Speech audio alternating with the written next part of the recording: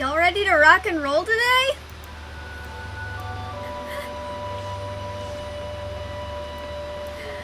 I'm feeling a lot better. A little bit sore, and I'm feeling good. Alright, let's go.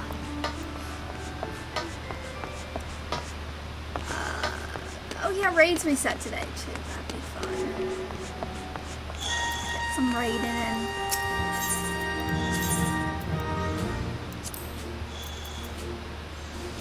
I have to be doing pretty well on these because I haven't been spending them. Yeah, I'm almost at 3,000. I should actually spend them soon. Kind of just been letting them sit for like glam reasons. Guess I can go pick up my murder tales. This person's name is Boy Wife. I'm not sure how I feel about that. I mean, I'm all for gender neutral pronouns, so I guess it's cool. I just don't know if it's also in a sexual fantasy sense. I guess it's better you live that out here.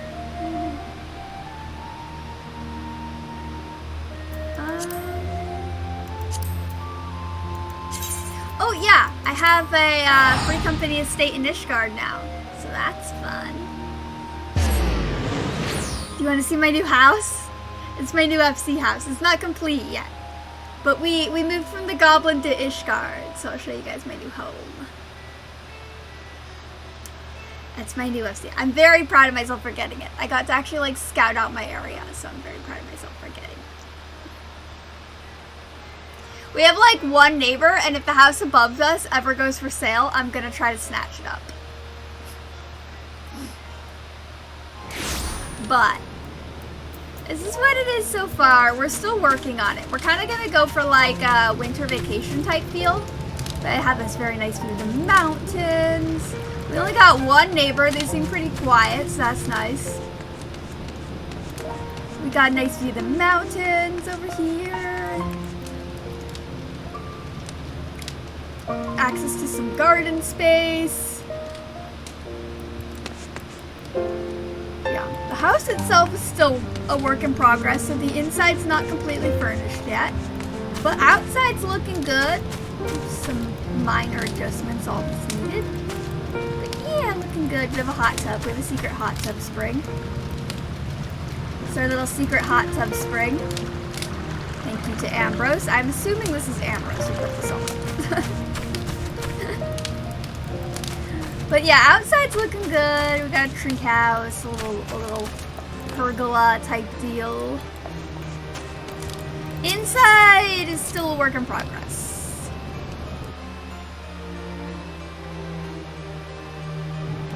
Yeah, I really like the exposed brick, and Ambrose does too, so I think we're gonna kind of keep elements of that in there. But we're kind of gonna turn it into like a, I say we, it's really Ambrose. Ambrose is doing this. But it's kind of gonna get turned into like a winter lodge type deal. Like I was thinking like winter vacation type deal, like very cozy. Yeah, just keeping elements of the exposed brick. You guys want to see my room?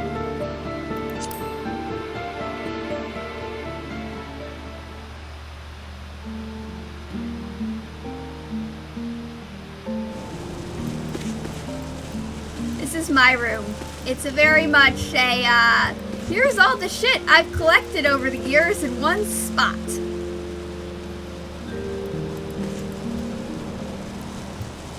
I tried to make it look very safe and secure though. Anyone is welcome to come hide in my room if they need a place to hide. But yes, I tried to make it look very safe and secure. But if you ever need a place to hide, you are welcome to come hide in my room. It is called the bunker for a reason. It's also like semi-storage space too. Like, I guess if we need something in the house, I can just kind of pull it out of my room.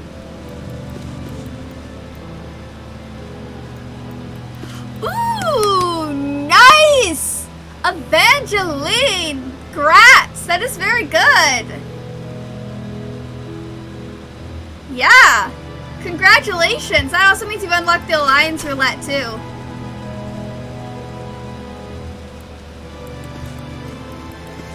Yeah, if anyone on Crystal needs a place to hide, you can come hide in my room.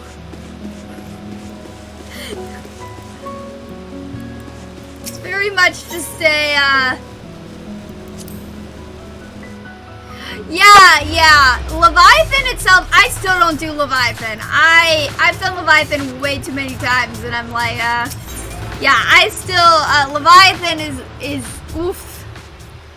Crystal Tower raids get easier with time as you kind of get used to them. They get a little easier with time, but they're definitely chaotic in the beginning. It took me a really long time to kind of get there. One thing that can really help is turning off your, turning off other players' spell effects. You can do that. I think it's in character configuration. But if you turn off other players, actually no, maybe it isn't. Maybe, oh, I think it's in UI setting. Or is it in system? It might be in system. Kind of wish these were all under, yeah. Oh yeah, no, okay, so it's, I think it's in, god damn it. No, that's for shadows. It's movement physics. Yeah, that also helps. Display settings. So it must be in character config then.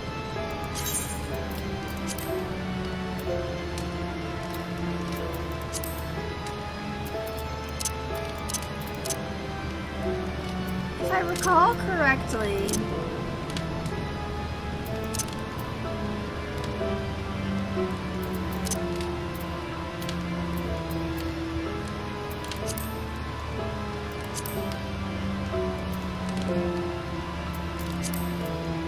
okay, yeah, it's under character. So if you go to character configuration and under character, you can choose battle effects settings. And I always do show limited except for PvP, which I do none. But I show all my own battle effects, but then I do show limited for, here, I'll blow this up too so it's a little easier to see. Let's go to 110. But yeah, so if you go to like character configuration and then character, I do show limited just so that like if a healer puts down a good, or like a healer or a DPS puts down like a good AoE, I can still see it. But yeah, this really helps with alliance raids because it limits the amount of like clutter coming in. So yeah, like party and others, I always do show limited so that I'm not accidentally like seeing their battle effects, and it just limits the amount of like overstimulation my brain is feeling. And it really helps with like alliance raids and just raiding in general, and like dungeons and stuff too. You can also change like your auto sheath delay. There's a lot of stuff. You can choose like not to have playback of previous cutscenes you've already seen, which really helps when you're running a boss like over and over for farming. But, yeah. I don't know if that's something you've done, but it really, yeah, it can really help with the overstimulation and raiding. Because, yeah, raiding can be really exhausting.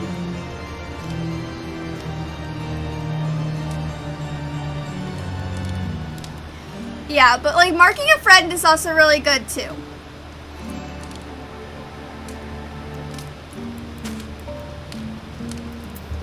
This is my new home. This is our FC's new home. But if the house above us ever goes for sale, I'm buying it. And I'm talking about this house back here. It's very secluded. It's right across from the market board. I think it's a medium too. Anyway, got a good spot here in the Imperium.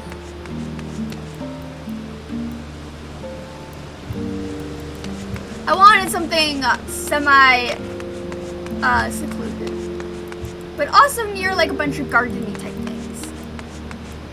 Oh, I have all my combat classes at 90 right now. My favorite to level is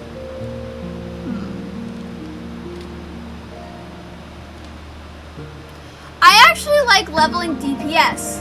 Because if I'm leveling a DPS class, like, yes, I have to wait longer, but it's a little bit more chill. I usually actually split up my leveling.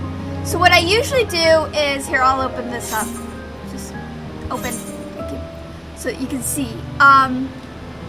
Well, expert's not gonna happen because it's an ID class. But what I usually do is I choose 2 classes to level through an expansion.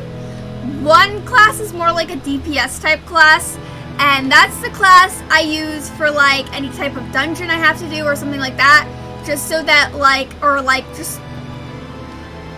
I have a healer class I level on the side, just because it makes going through the duties at some of the higher stuff a little more easier.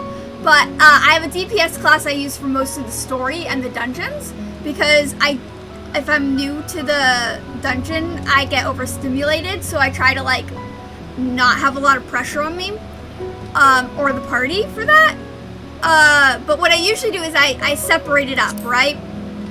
So I will level a DPS class with level 50, 60, 70 and leveling, and then I'll do my tank class with trials, main scenario, guild heist, and frontline. Because I don't really like tanking, so the more I can tank with frontline, the better. At higher levels, I have to do all of these pretty much in order to actually like gain enough experience to qualify. But Murder Tales is also really good once you unlock Heaven's Ward. Yeah. I love Summoner is also my favorite DPS. The reworks on Summoner have been amazing. Summoner is my favorite caster DPS.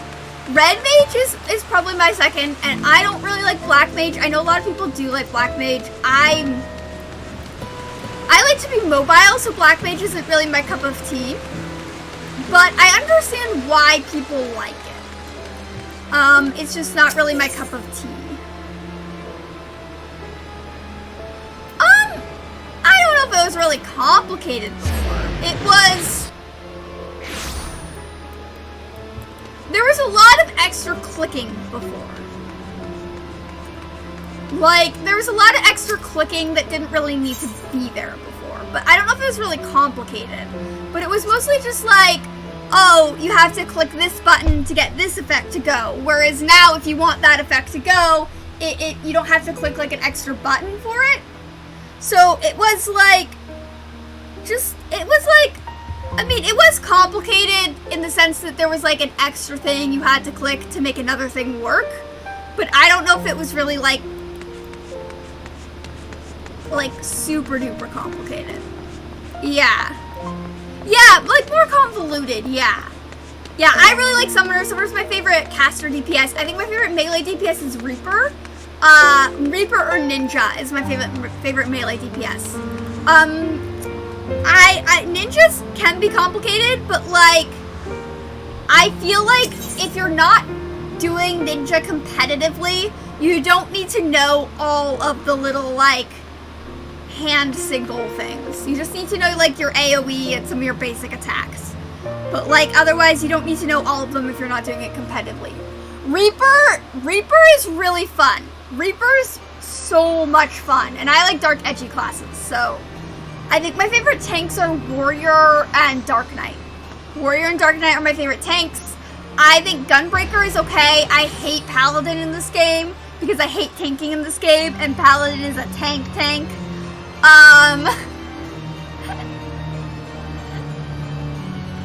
I just don't like tanking. My favorite healer is White Mage. I think I actually really like Sage more than Astrologian right now. I don't really like Scholar. I understand why people like Scholar. It's just a class I don't like. Gunbreaker is actually pretty fun to play though. Like, it has actually some fantasy aspects lore-wise. Especially if you've done the Shadowbringer's Relic quest. It's a lot more fantasy than I think. It's a lot more fantasy than you'd think. Yeah, it's a lot more fantasy than you'd think. But, it's okay. But I actually really enjoy playing Gunbreaker, but it's not something I think I would do competitively, and my girlfriend mains Gunbreaker, so I don't really feel the need to play it a lot. Like, usually if I'm playing a tank with her, hello Inuyasha Nero! Like, usually if I'm playing a tank, and my girlfriend's also playing a tank, she's playing Gunbreaker, so I want to choose something that's gonna, like, balance that out. So I choose, like, Dark Knight or Warrior. Dark Knight I mostly have for edgy glamour. Warrior is actually what I spend most of my time taking. Where is this? It's actually kind of nearby. Ghost Tiger, hello! Dancer is pretty fun.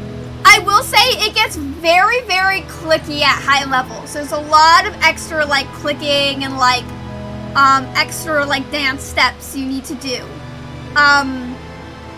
It's kind of a squishier physical DPS, but it is very fun to play. And it's one of my favorite, Dancer is actually one of my favorite dungeoning classes to play. Like, if I'm going to be just doing dungeons, Dancer is one of my favorite DPSs to play. Because it's very fun if you're just running dungeons. So if I'm farming dungeons for something for a physical DPS, Dancer is very fun to do. Or there are certain alliance raids too I feel like Dancer is pretty fun in. But like I really like Dancer in dungeon as a dungeon brawler. I've tried. My girlfriend and Ambrose roped me into doing Blue Mage. I am not very good at running things for the spells. I am not a very good religious Blue Mage. Is it better on FF11? I wasn't aware Blue Mage was a thing in FF11. Here it's a very, like, unique type class. Like, it's kind of like side content. Yeah, I don't really want to farm the Masquerade either, which a lot of people spend a lot of time grinding, and it just doesn't really appeal to me. So I basically have Blue Mage as, like, if we need a party of Blue Mages for something, I have a Blue Mage. But if we don't need a party of Blue Mages for something, I ain't gonna use Blue Mage. Blue Mage definitely has some really cool abilities and spells, but like I don't have the I don't really I'm gonna go to I don't really have the drive to get Blue Mage. Blue Mage up.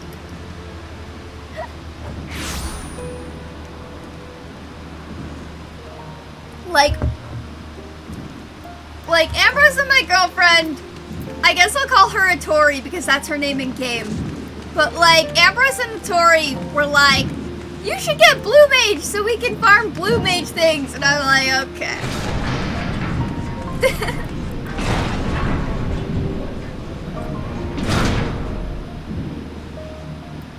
Okay. Puppeteer does sound pretty fun, gonna be honest. Here, let me look up where this fucking hunt is. So I can just get that out of the way real quick. It won't be that hard. Ah, yes, it's the first one here.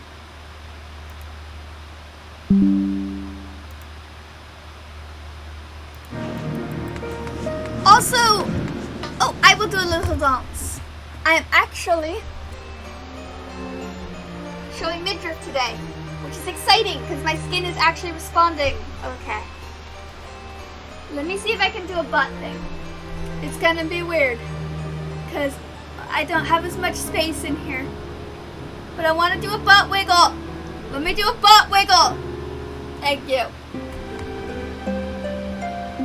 I wanted to do a butt wiggle. I like my butt wiggles. For some reason, it's so much cheaper to teleport to Falcon's Nest than it is to, like, teleport to, Foundation. So you can literally just teleport to Falcon's Nest and then just walk into Foundation. I know I have a flat ass. I have to get better at using it. Alright, where am I going? Okay. My butt is actually kind of bruised because I rode a horse that tried to buck me off the other day.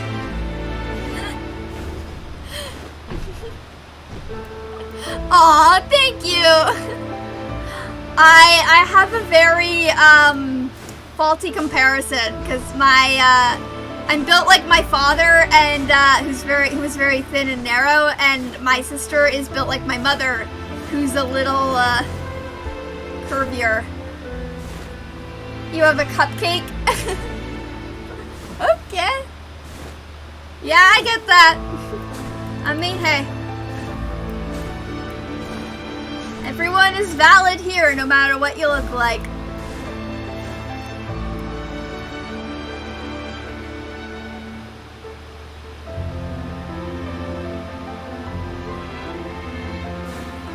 Hello, Violet! Oh, the sky was all violets. Alright, I'm trying to find this hunt. Spawn! Yes, okay, southwest. Like here? I love that these are called sorbets. They make me so fucking hungry. Yes, there it is. Hi, I'm gonna kill you. That's gonna be real easy.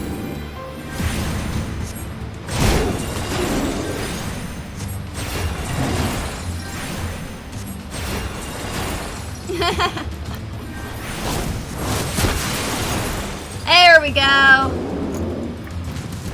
Hungry sorbets. I guess I need to find a goth mount now, huh? I have like a nature mount. I have like my ethereal mount. I need to find a goth mount. Where is, it's like, okay, I could, I'm, you know what, screw it. I'm just gonna teleport there. It's on my favorite list. It's fine.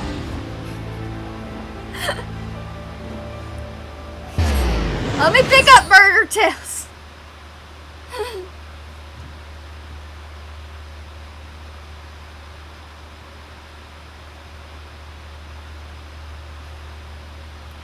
Yeah, no, I feel you, Evangeline. I have, so I am like 5'3¼ so I'm basically 5'4", right? So I have the body of a tall person, but I'm very short. So all the clothes built for short people don't fit me, and all the clothes built for tall people don't fit me. So I spend my time walking around thrift stores looking for anything I can kind of modify. Alright, Murder Tales. Once you get to Heaven's War, this is like a great way to gain experience too, especially in classes you don't want to play. I think I pretty much leveled up Black Mage through this. And Scholar. Well, I could just level up Summoner, so I didn't really need to level up Scholar. Just don't wear clothes? I mean, if my skin would allow it, I totally wouldn't. I'm showing a lot of midriff today, though, so I'm very happy about that. Also, I think Twitch would ban me in a hot second for that. Although, you know, maybe they wouldn't notice, to be honest.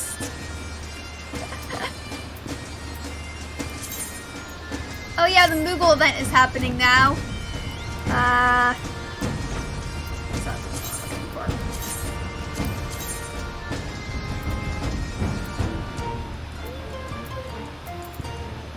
Oh, first circle is easy. No, Intonation's also kind of easy. Final coil, Bahamut, ugh. I can do that unsync, which is just annoying. It takes like 7 minutes. Discord allows it.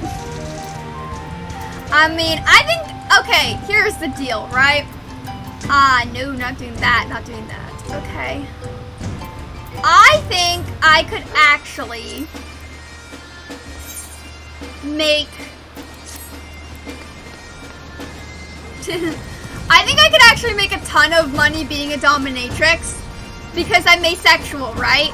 And being a dominatrix is all about, like, hinting the sexual desires, but not letting anyone have any.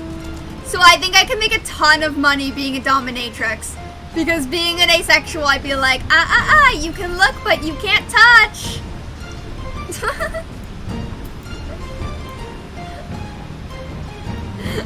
Yeah. Oh yeah, no, I define myself as a no fucks given asexual, literally and figuratively. Literally and figuratively, I am a no fucks given asexual.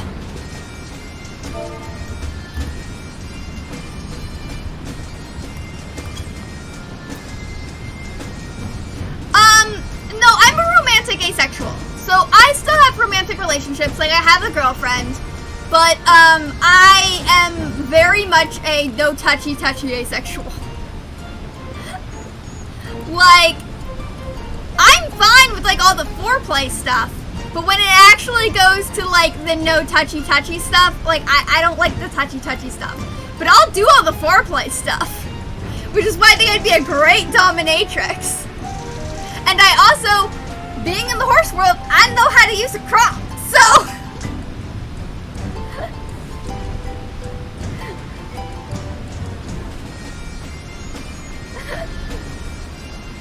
Okay, well, the romantic-y foreplay part, where you just sort of tease each other, I can do that great.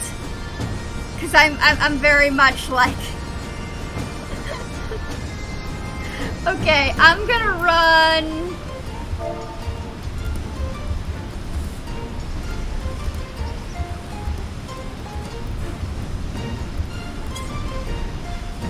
I think I am going to run today. Let's do extreme, like expert stuff. How much for services? I don't know, I'm not a professional. I know that it was a joke that I would start like an OnlyFans. Maybe I'm still debating whether or not to actually do that joke. I would probably just take really cute fantasy themed pictures, to be honest. Like, I don't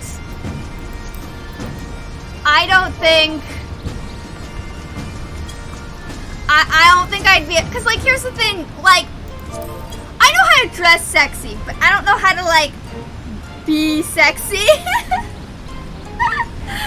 Yeah, Inuyasha Nero. It's a mind frick. Yeah, like I can dress sexy, but if someone asks me to be sexy, I have no idea what that entails. I'm so ace. Yeah, exactly, Evangeline. I'm just like, the fuck? Like, and here's the thing, like, I'm also attracted to people who don't want to fuck me, which is great.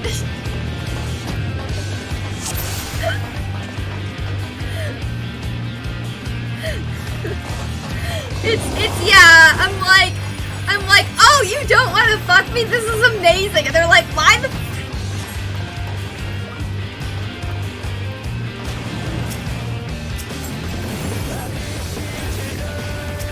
But yeah, like I feel like I feel like asexuals would make very good dominatrixes, because we're all like, you can look but you can't touch, you can't have this. Oh, I forgot I'm not playing a summoner. God fucking damn it. Okay, I'm a healer. God damn it, I forgot. Okay, I good healer. Totally doing my job. Totally doing my job. I forget I wasn't a summoner.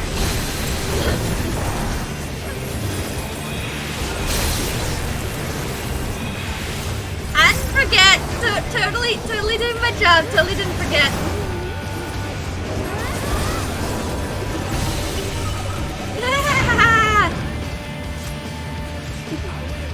I personally don't really like Scholar as much as I like White Mage and I think Sage.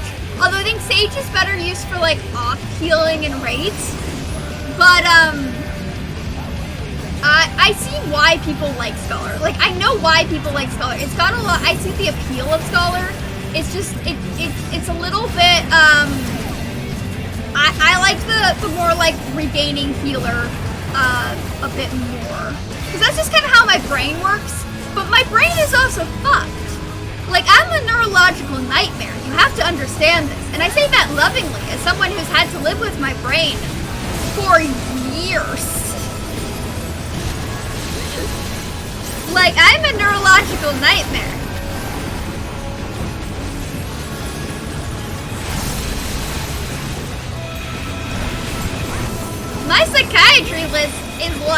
ages long. I'm very real about this fact.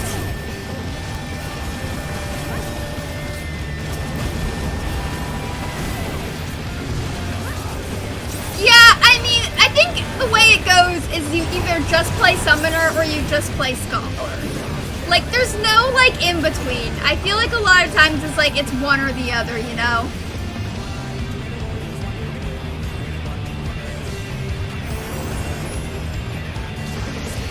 Okay, we're actually doing a lot of damage.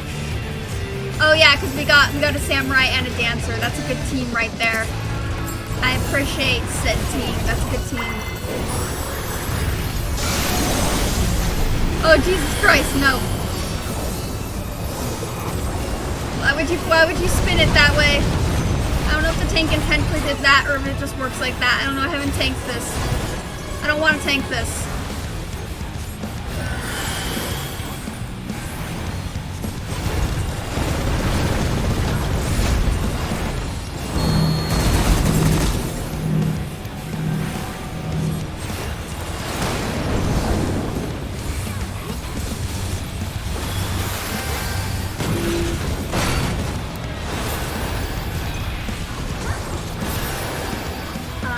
Give me a Blood Lily.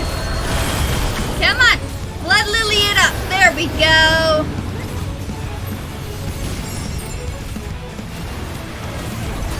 We're operating under 2 there. That's not gonna happen.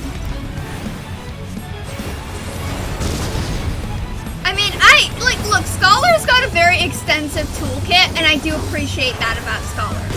The main thing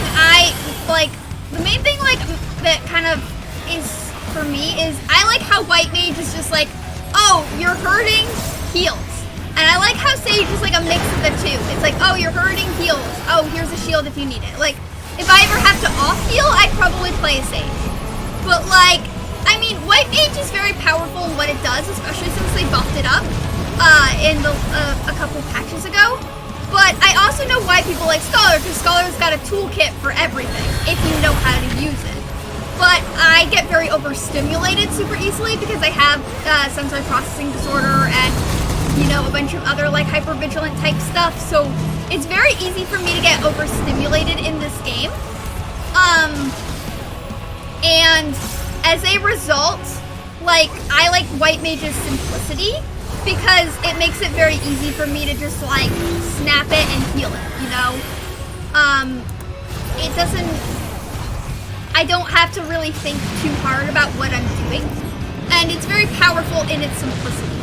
I think like White Mage is the power of less is more, but Scholar does have a very extensive toolkit that allows it to like do a lot of stuff and have an answer for every problem, which is also very useful. So I know why people like Scholar, and I think that maybe if I wasn't as over hypervigilant and overstimulated, I would probably like Scholar too. I definitely like Scholar a lot on low levels.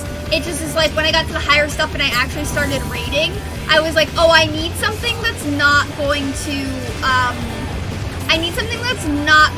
like be super challenging to like play at the moment when I don't know the mechanics. Yeah,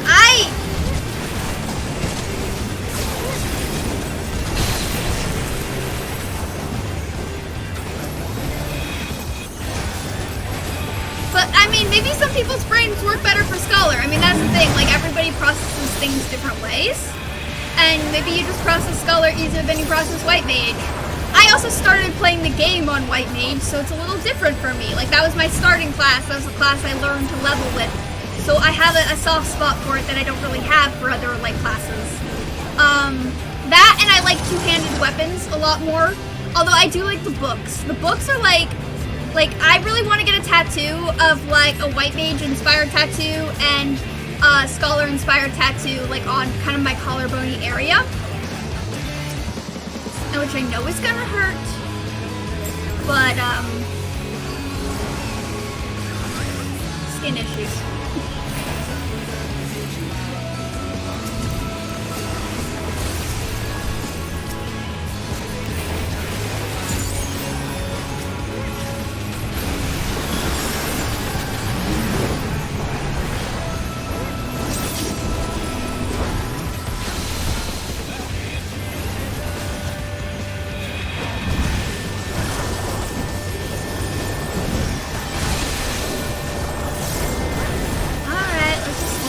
everything down.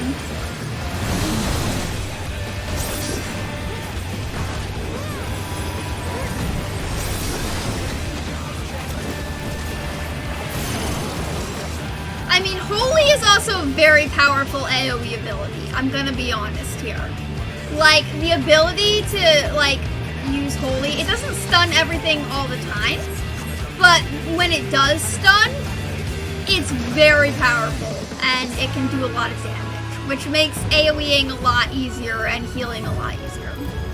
Like, yeah.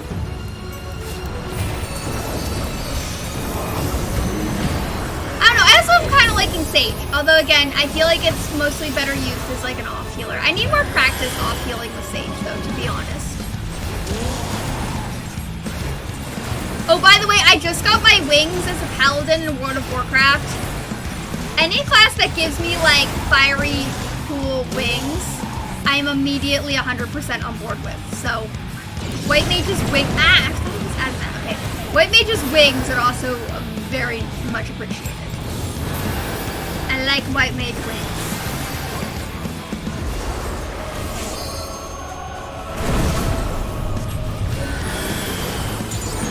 The Lily system is also pretty intense. They're like, do you want more healing? And I was like, yes I do. Give me more. No, don't stand with me! Don't stand with me! Ah! Don't stand with me! Oh, Jesus. Okay. They were standing with me! You can't do that. We're both gonna get hit.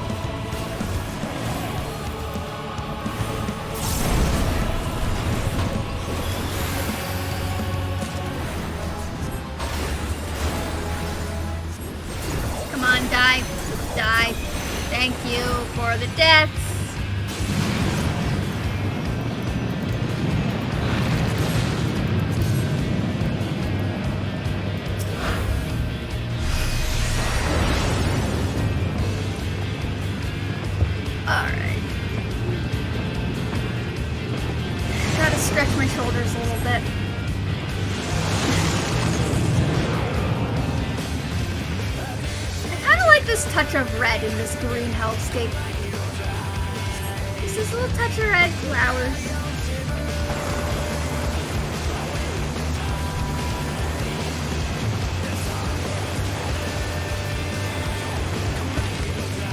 Tank, I'm gonna take my sweet ass time getting there, because if you don't want to wait for me, you're gonna feel the consequences of your actions. Yeah. Consequences of your actions of not waiting for your healer.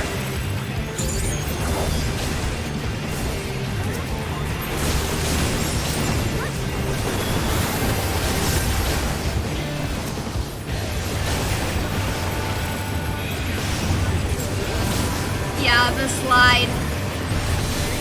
The skateboard slide.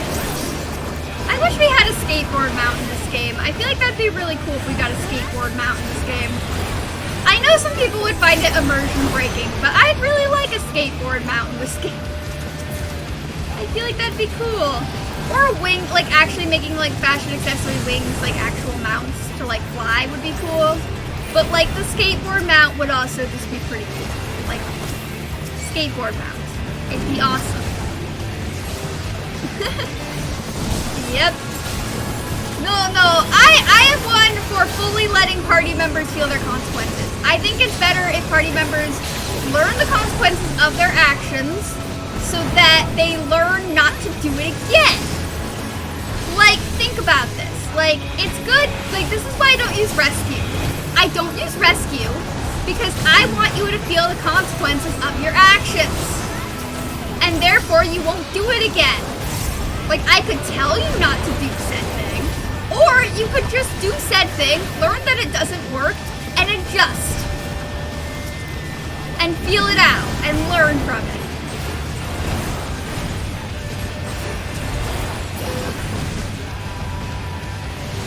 Yeah, first mount you can ride in cities.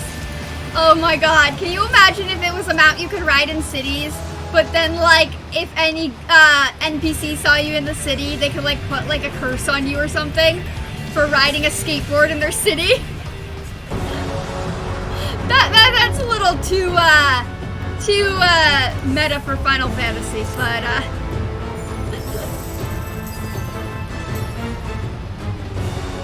I try to teach myself how to skateboard, but I live on a really big hill and I don't drive, so it was a little hard as an adult. I basically just rode around in my garage. It was not super productive. I was okay though. I have pretty good balance, so that was something.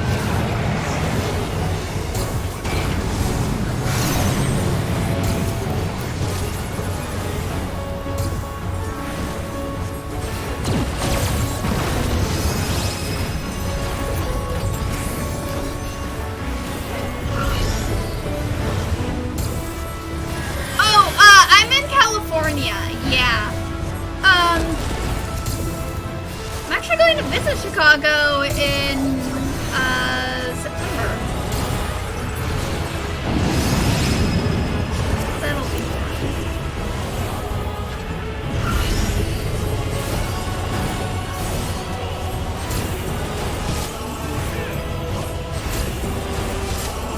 Yeah, I'm going to be in Chicago in September. Yeah, so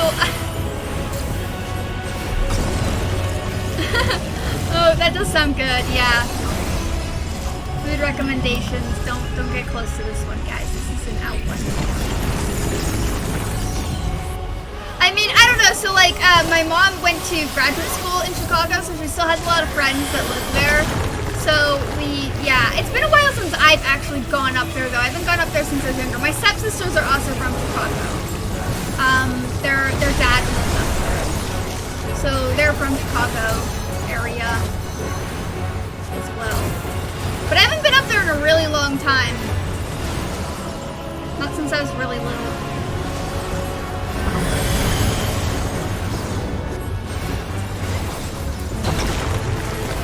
Yeah, my mom doesn't like Chicago. So it's weird to hear from people who actually love it. Because like, whenever I ask my mom what Chicago's like, because I'm trying to like plan what to pack, she says it's hot and it's flat. She says there are no hills here and it's hot and flat. And that's all I get from her. So, yeah, I'm not really sure what to pack for September.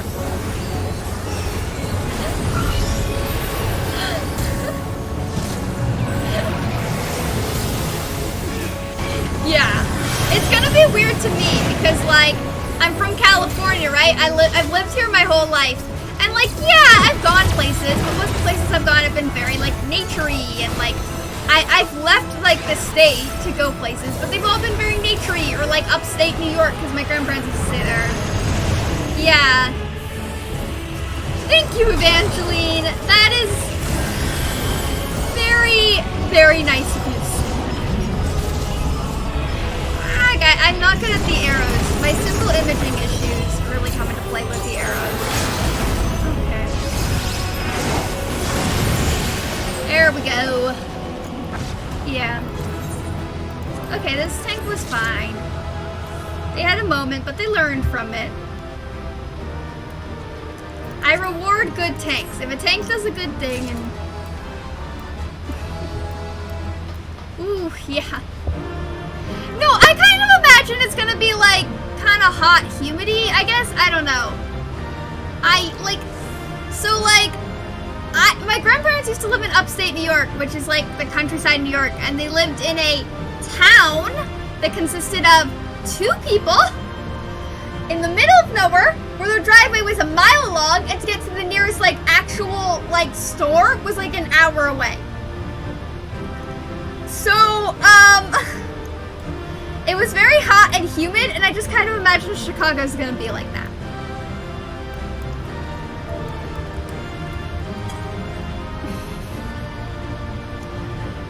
But I don't know. Like, my mom also lived in, like, a garage when she lived in Chicago, and every time, like, a truck would go by, the whole building would shake.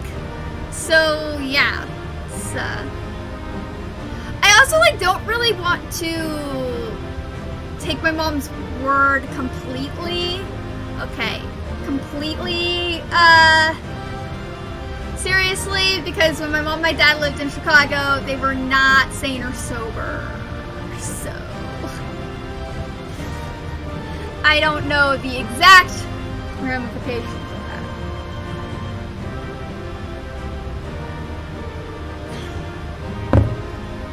that. Okay, are we, can we roll? Dude, roll. You really want this earring of slang, huh? No, I'm gonna fight you for it. You're not rolling, so I'm gonna fight you for it. Noelle, Noelle, Noelle! Hello, Noelle!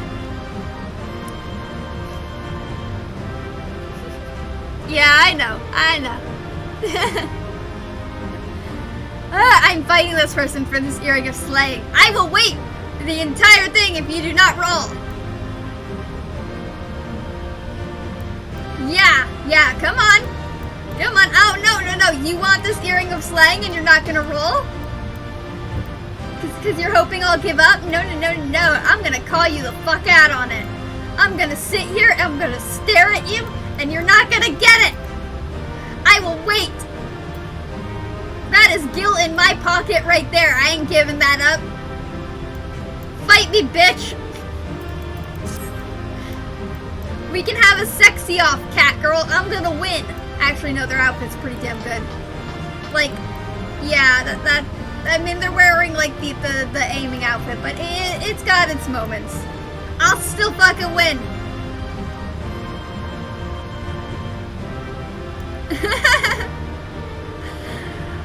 Welcome to Blood for the Wi-Fi Gods, Noelle. You have completed the task. We're totally not a cult. Totally not a cult. Totally not a cult. Totally not a cult. Here, look at this, bitch. If you want to fight me for this, I'm just gonna take out the materia from the things that have a lot of materia. Can I actually do that here? Yeah. Right in front of your goddamn face while I wait for this goddamn earring of slang.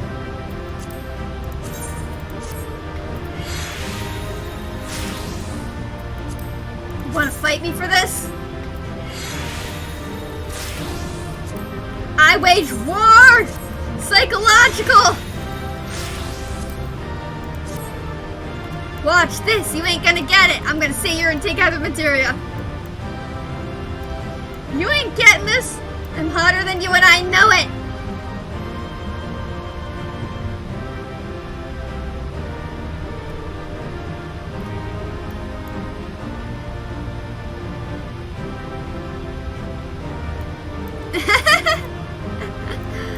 Give me the fucking thing. We got 42 seconds on this bitch.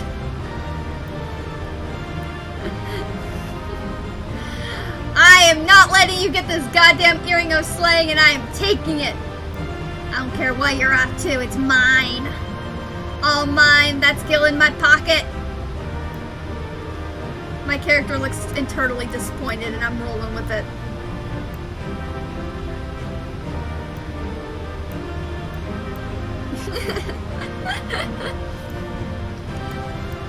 Fight me for this. I will win every time. I used to get locked in rooms with no windows. I can do this. Hell yes. Suck it. They didn't roll. So if nobody rolls, it doesn't go.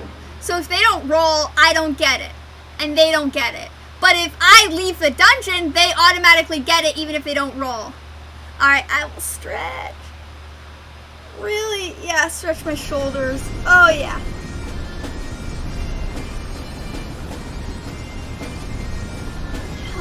Oh, I needed a good stretch today. I was on a horse that tried to buck me off yesterday. To be fair, it was kind of my fault. But he was also in a feisty mood. So my butt is bruised. Because I don't have a lot of natural padding. Yeah.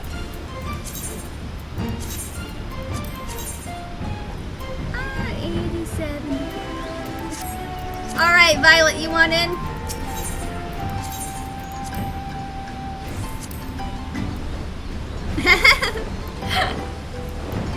Yeah, so like if I roll. Oh my god, Violet, you got that damn mount. I want that mount so badly. Ah! You don't want to do X death. I don't think we're gonna get in. But I got us a book to read while we wait, okay? This is called an Atlas of Extinct Countries. It's got these very short little tidbits on extinct countries. And I figured if we ever have to wait in a raid, we can learn about extinct countries while we wait. It can be a read-along while we wait for a raid. Okay, and now I want to do X-Death because Violet's here showing off this goddamn mount. Ah, do X-Death with me!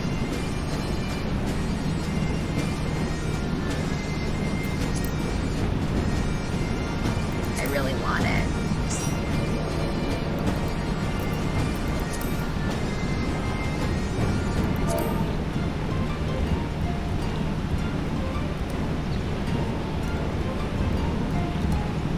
I'm gonna ask in chat.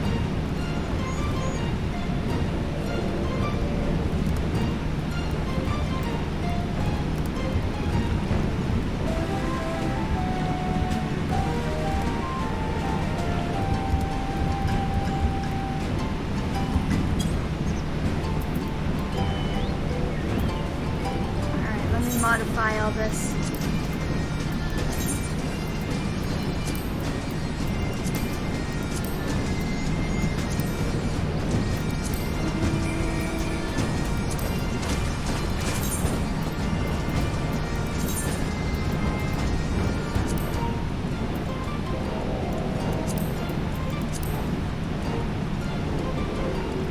Which one is it? It's like V, it's like, is it V4? It's gotta be V4, right?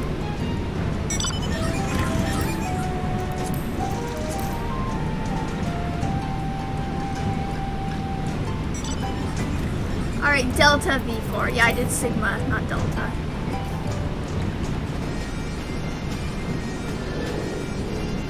Not doing... I guess it is Savage, right? Yeah.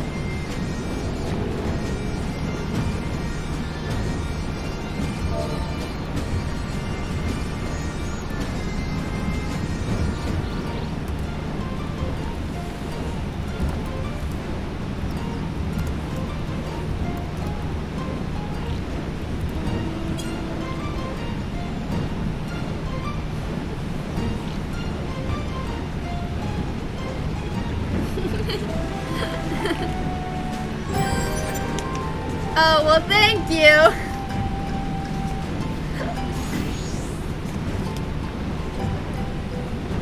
Oh, thank you for the raid, Zordania. Thank you, thank you, thank you. Oh my god. I'm trying to figure out what the fuck I'm doing, but thank you for the raid. Oh, that's very nice of you.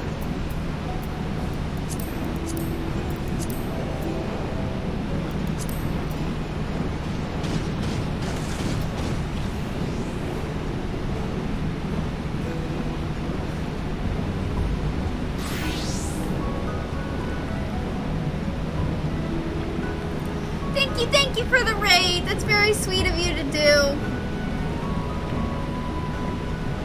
My second monitor just went down. Ah! There we go. Okay. It's a laptop I've configured to be a second monitor. So nice of you. I'm trying to... Violet came here with the XDeath mount, and now my plans are ruined because I want XDeath. Alright, I invited Kaze to a party. Let me do this party finder type thing.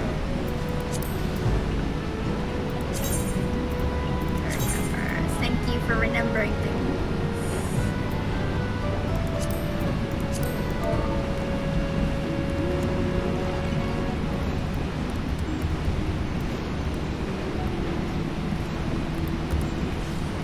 have no idea what I'm doing, but you know, because I couldn't find a up-to-date guide on this.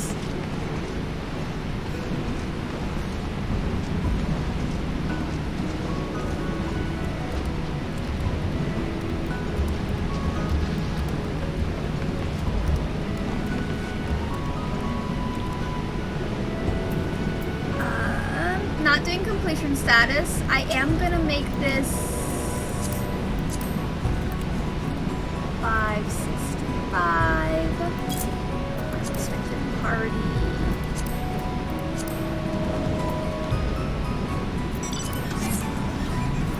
Alright, we are in Party Finder. Okay.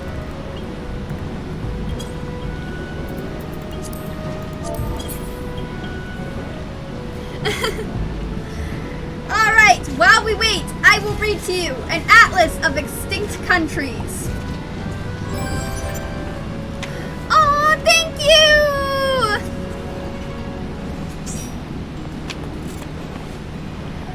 Inuash and Nero is here as well. That is great.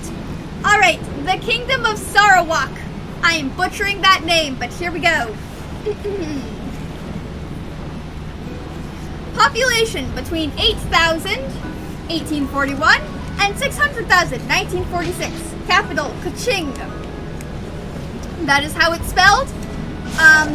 Languages, English, Aban, Melanau, Bindanu, Sarawak, Malay, Chinese. Currency, Sarawak dollar. Cause of death, sold to the British, as most things were.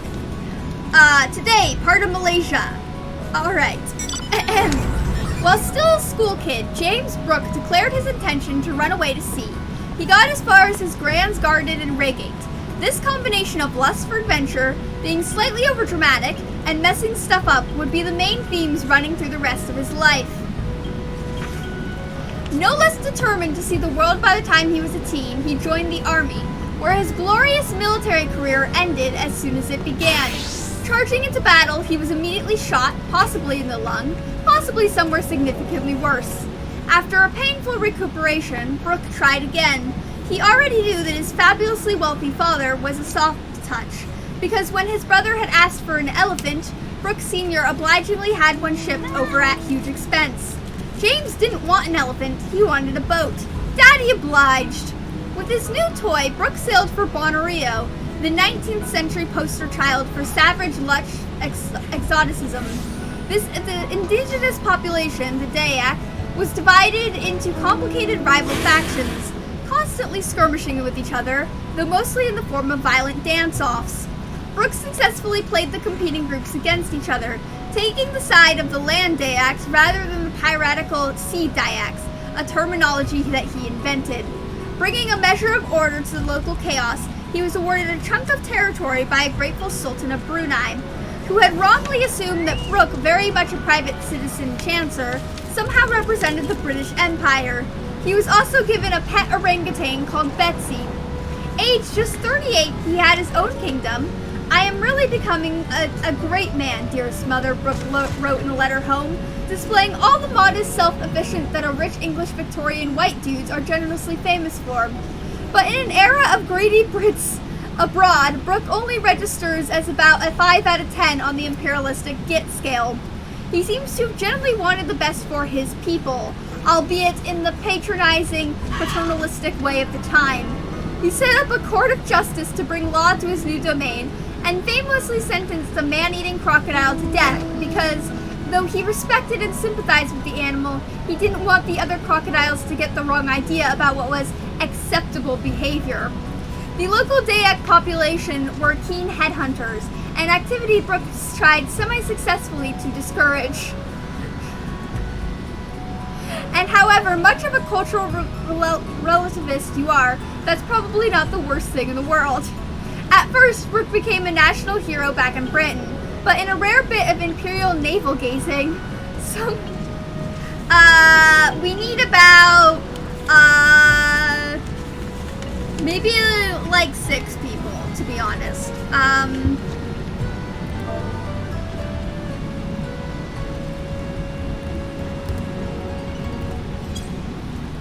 I don't know, know. Violet's the only one I know who's actually done this. So Violet, let us know while I continue to read about this extinct country while we wait in Party Finder. At first, Brooke became a national hero back in Britain, but in a rare bit of imperial navel-gazing, some wondered if swaning off and starting your own kingdom was perhaps a bit much. Political enemies caused him a massacring of innocents. Brooke claimed they were pirates. There was an enquiry, which in the usual style of government enquiries quickly got bogged down in weird little details, such as trying to define what a pirate was. Did pirates have to have sails? What if they just had paddles? Predictably, nothing came of it. Sarawak slid into debt, and Brooke's local crush was killed during a Chinese insurrection.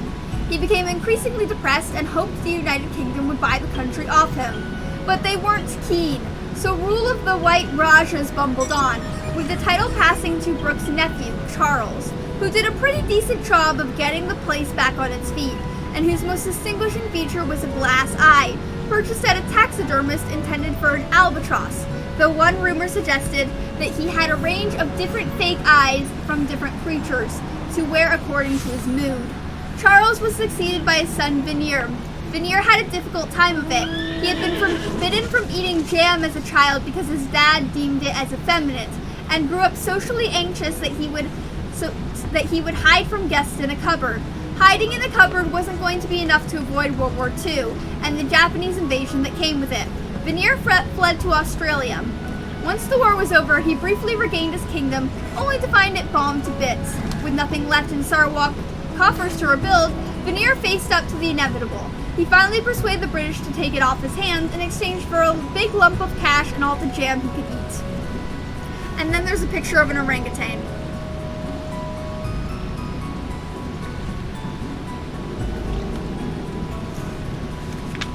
Alright, that was the country of Sarawak.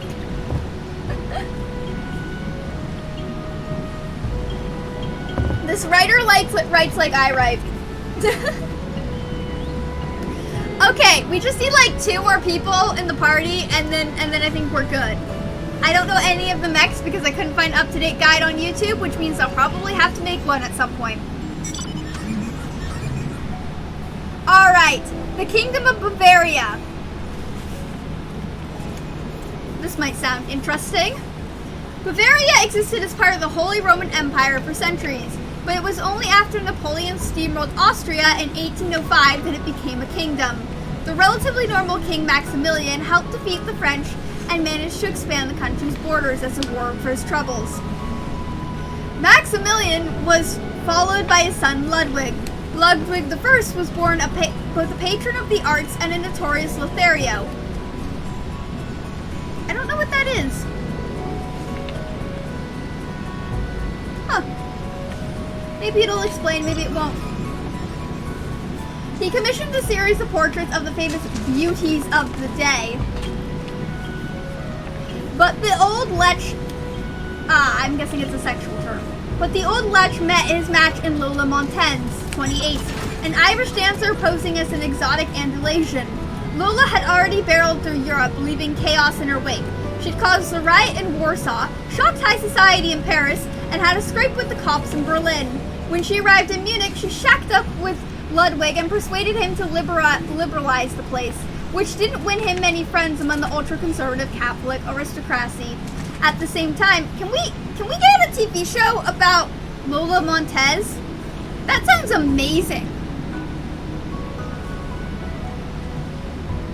Like, that sounds amazing, what she just did. Like that little excerpt about her sounds way more interesting than half the historical TV shows I feel like we get. Let's get a TV show about her. I want to watch, like, an Irish exotic dancer, like, leaving chaos everywhere she goes. That sounds incredible. Caused a riot in Warsaw?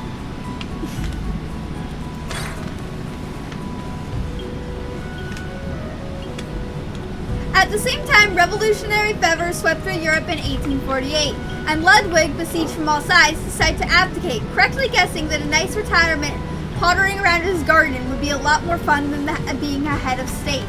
His son, Maximilian II, tried violently to keep the kingdom from getting hoovered up by Otto von Bismarck, who was now embarked upon his grand project to unify Germany under dominant Prussia. But the new king inconveniently died young in 1864, which brought on the reign of Ludwig II and his big hair. And it is unfair to say that Ludwig wasn't interested in ruling Bavaria. He worked quite hard at the job, but it certainly wasn't where his heart lay. That was with opera. More specifically, the operas of genius all-around horrible anti-Semite, Richard Wagner. Ludwig was Wagner's #1 fan. He built his idol a world-famous opera house. He wrote stacks of letters to the composer, none of which contained a single joke. He almost bankrupted himself constructing over-the-top fairy tale castles, sketched out by Wagner's stage designer. Contemporary wags started referring to Wagner as Lola too. Faced with the task of having to juggle loyalties to Willy Bismarck and the Austrians, all Ludwig wanted to do was run away with his pal to Switzerland. He backed the wrong side in the Austro-Prussia War, and by 1870 had been forced, distracted by a toothache, to join the victorious Prussia's North German Confederation. He at least managed to maintain a degree of independence for his kingdom. They kept their own army, railways, and postal service, and he could go on building his fantastically camped castles. The strain of trying to navigate Bavaria's path through the tangled politics of the time started to slow. The revisionist take that is Ludwig's wasn't mad in any medically recognized way, but that his doctors plotted with political enemies to label him as such. It is impossible to say, though nobody disputes that he became troublingly erratic and, if not mad, then certainly a bit of a dick. He took it to ordering people to be executed for sneezing, orders which were quietly ignored. At one point, he tried to hire bandits in a bizarre scheme to capture the Prussian crown prince and have him chained up in a cave. He'd organized expensive performances of plays for which he was the only audience member. Concerned ministers or political rivals, depending on who you ask, decided enough was enough and took him away to be cured. Locked in the grounds of Berg Castle, Ludwig went for an evening walk with his physician.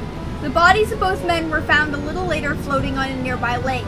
Whether misadventure or suicide or good old-fashioned murder, the kingdom wouldn't recover. The title officially passed to Ludwig's brother Otto at first, but he was definitely insane, and so his uncle Luitpold ruled as regent. For the next few years, Bavaria passively slipped further and further into the clutches of the German Empire, almost without anyone noticing. It was oddly overwhelming end for such a headline-grabbing dynasty. And here is a picture of the fairy tale castle. Alright, while we wait in Party Finder, continuing to learn things about extinct countries. We need 2 more people, but for now we shall continue to learn about extinct countries. If anyone has any questions as to the extinct countries we are reading about, please let me know. We just need 2 more people. Is Lloyd on? Can we get Lloyd in here? That would be another person.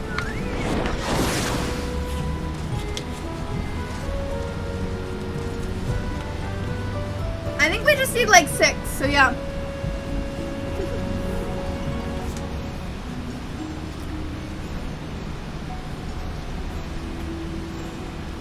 Alright. The Islands of Refreshment. That is their official name. I am not making this up. That is exactly what they are called. They are called the Islands of Refreshment. They were from 1811 to 1816. Population 4. Cause of death, a boating accident. Today, a British overseas territory. Off to a great start already. We got 1 more person. Today there is a sign on Tristan da Cunha's welcoming visitors to the remotest island. 1,500 miles from anywhere, this isn't a tourist sport hyperbole. The Portuguese explorer Tristão da Cunha spotted a tiny volcanic speck in 1506, but decided it looked too unappealing to stop off at.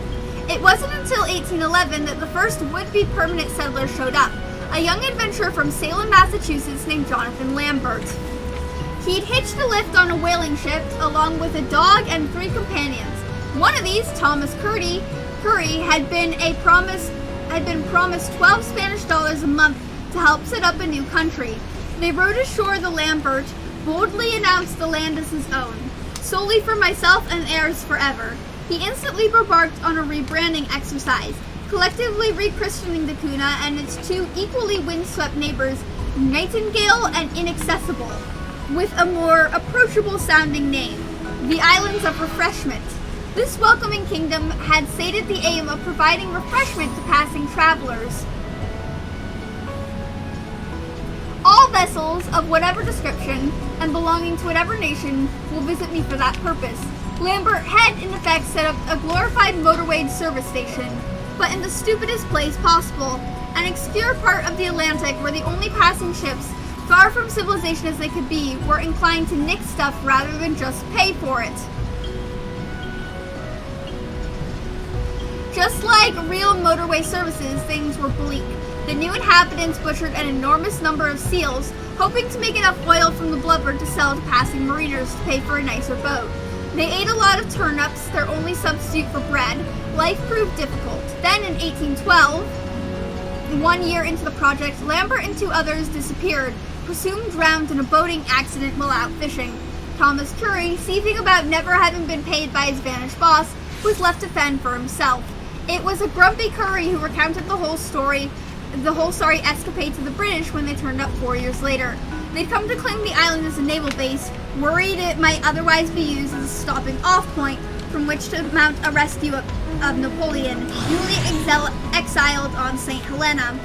It seemed like a precautionary overkill because St. Helena is still 1,343 miles away, but they'd learned that their lesson from the whole Elba fiasco. See page 86. Swallowed by the British Empire, the independent islands of Refreshment were no more, but this new occupation finally led to slightly more successful community getting established there. Nowadays, they even have a British postcode, though they also have several cases of progressive blindness caused by retinitis pigmentosa, because Tristan da Cunha had become an unfortunate case study in which tiny gene pools are not a great thing. Ah, yes. Drowned in a boating accident.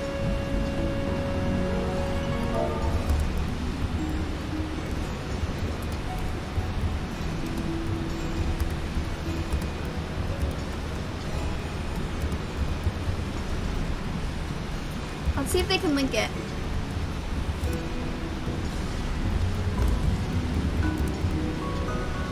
And that is the story of that.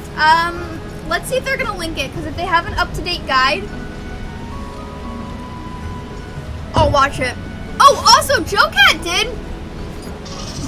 did a new video we should totally watch.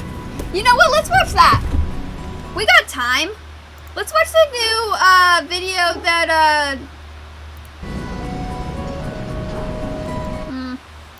yeah, they don't have an up-to-date guide. Let's watch JoeCat's new video, because I haven't seen it yet. And we're waiting for one other person to come, so let's watch that.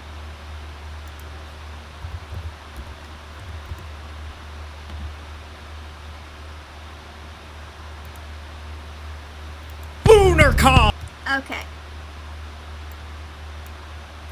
Let me turn this down a little bit, just so that...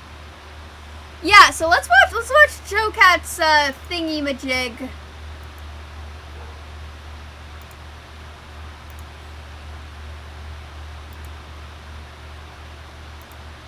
Alright, should show up here. Let me just, there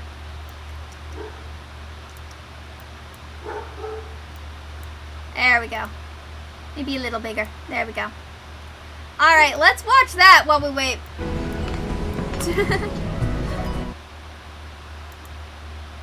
Yeah, okay. We're gonna watch JoeCat. I haven't seen the Melee DPS guide, so let's watch that. LunarCon! LunarCon! LunarCon! LunarCon! LunarCon is a free player-run in-game convention in Final Fantasy XIV, and it's happening really soon. It takes place on the Crystal Data Center, so better start your DC travels now, because boy oh boy, it's gonna be packed when it happens. But what happens in LunarCon? Hello, Lloyd! Wanna come join us for FFXIV art party, play venues, hang out, right, let me skip this. Special some people, so that I'd promote the event a little bit earlier, so that they're info to help the team is by crushing whatever obstacle that's in the way with my heavily toned squat receipts. So that's it. No more playing for anybody else. I play for me, baby. Any reason the raid wipes from now on is no longer my fault. I only exist to make big numbers fly towards the screen and watch my skill bar light up like a Christmas tree at a rave party. And you bet your precious patoot the progress preventers will be promptly pounded, because this potent projector of pain will be peppering those beasties until your pack is paved with enough resulting pellets that every peddler will pray to be pampered by a more palatable pacifist. Okay, Joe Cat must have studied Shakespeare. If not, they should really study Shakespeare. We're on Party Finder, Lloyd. Come find us. Being a DPS is like being the king of capitalism, because the way you play, taking care of others, is for bitches. Pay no attention to anybody else's well-being unless it directly affects you, and so long as you're alive and safe, you can act like anything bad that happens around you is probably not your fault. All that brain power instead will be put towards what really matters, your complicated as shit damage rotation. That's right, step aside tanks 1, 2, 3 and healers 2 damage buttons. These are where the big guys and gals play. Or at least that's what they like to tell themselves, since one of the only party utilities they have to worry about is pressing the faint button once in a blue moon. Their hotbar will more often have dozens of buttons, all dedicated to melee DPS. The melee DPS is the most important person in the party, as you are the one on the front lines inspecting the bad guy's anus like it's where all the Hrothgar hats are hiding, while avoiding the enemy's sprays of hot poisonous gamer stain. Not only are you going to be up in their grill, turning their cheeks into a ripe tomato while flip-flopping in and out of danger like you're a politician making pancakes, you're also going to make like an adult film star and learn positionals. Certain attacks in your damage rotation will require you to land them in specific areas around the enemy target, specifically the rear and the flank, in order to deal additional damage. How do you tell where those positions are? By the massive disembodied titty underneath the target. See this nipple? That's the front, where the tank will be sucking on the sweet milkies that are tank busters, which obviously means this conspicuous on the opposite end is the rear. What about the flank? That'll be on either side of the enemy. And if you're ever confused as to where each area begins and ends, a useful tip on how to tell is imagine there's a big X dividing each of the quadrants. Or you could just press true north and pretend positionals don't exist, like it's an embarrassing memory of that time you did the Gangnam Style at school, unironically. The only time it isn't the case is when the enemy has a full ring without an opening, in which case you won't have to worry about any of that guff, and you can just sit there like an off-tank who's actually having fun. Otherwise, between hopping back and forth in these two spots and running around catching up to the boss whenever the tank feels like doing cardio, your little wall's legs are gonna get so much working out that they'll be thick as the milk from the teats of a whale made of molasses. Which is to say, expect to move a lot. So what if I'm not in the right place for a position or the boss is far away? Just remember the old adage, always be casting! Even if you're not able to land your positionals, or if the boss is too far away to make a melee attack, be sure to always be pressing your buttons no matter what. Unless you're a monk who has no range attack and you have to sit there thinking about how your job will inevitably be reworked yet again in the next patch. However, there is another secret epic gamer option that allows you to maximize the DPS you output at the risk of yourself as well as potentially everybody else. But it's usually the healers. This technique is called greed. The funny thing about AoE markers in Final Fantasy XIV is that they only ever mark you for damage if you are standing in them the moment they go away. This means that if you're fast on your fingers, you can stand there DPSing the bad guy while soaking in their radioactive orange juice until the very last second, where you backflip out just as the dropkick of doom skims your fuzzy anime hairs and you don't lose a second of uptime. As I said, however, this is a high risk. If your timing is off and you spend just a millisecond too long, you'll be covered in cheese puffs. You might even die, or in some cases you'll have to suffer a fate worse than having to read the entire 24-hour chat log of Limsa. Oh, it's not that bad. Shh, it's okay. Nobody's gonna take away your big damage numbers. Papa's here to make sure you don't greed too hard if you're not ready, okay? Okay. As the melee DPS, you also have first dibs on limit break against most bosses, since yours deals the most damage, specifically when they're single. This is because when you hit the limit break button, you're not actually attacking them, just showing them pictures of a happy, healthy relationship, and nothing hurts more than emotional damage. Just ask Urianger. Yeah. But what are the individual jobs whom of which meleeeth said up-close slappers to thine adversaries? There are 5, and each one is a different flavor of anime and edge. Monk, for those of you who want to go fast, having one of the shortest global cooldowns in the game means you'll be dealing out punches like you're a pissed-off caterer at a middle school sock hop. Instead of the traditional combos, each attack puts you in a specific stance. Bird, cat, and monkey. Each one combos into another attack that benefits from each respective stance. Your rotation will be all about swapping stances around more than a kid trying sick moves to impress their crush at a middle school sock hop. You also have perfect balance, which allows you to go freestyle and pick whichever stance you're feeling more at the moment without having to do any of the normal stance setup. If you repeat the same stance 3 times during your freestyle, you get a purple token on your stylish moves punch card. And if you do 3 different stances dances during the freestyle, you get a white one. Do a freestyle with 3 unique moves one more time while you have both the purple and white tokens on your punch card, and you get to turn it in to make your crush dripping wet with damage, because for some reason you get to kick them in the face. The only problem is you are the only melee without a range attack to keep your uptime. And although you do have a dash that lets you zip around like Goku on a triple shot ristretto down blend macchiato, if ever you find yourself without a target to punch during combat, you can call timeout on your buffs so they stop moving while you have a little cry because your crush rejected you at the middle school sock hop. Dragoon is probably the most straightforward of the melee classes and the one most likely to have a tragic backstory. You've got a 5-button combo that swaps between hard slaps and sakura flowers and a handful of buffs that will turn anybody else in the party into your partner in dragon slaying. What kind of dragon slaying? That's up for you to decide, which you'll have plenty of time to do while you're suspended 20 moms in the air dropping in like a scantily clad human airstrike who's got a date with Nidhogg at 5 and a party at the quicksand at 6. Yes, the Matanga in the room. Dragoon has several damage-dealing jumps necessary to unlocking special attacks in their rotation that will lock you into an animation, which means you're stuck and unable to move out of your location while the boss is just about ready to piss all over the floor right before you land. So be wary when using your jumps, lest you fling yourself right into a danger puddle and perpetuate the tired singular joke the 14 community has for the class. On the bright side though, you do get the objectively best job mentor in the form of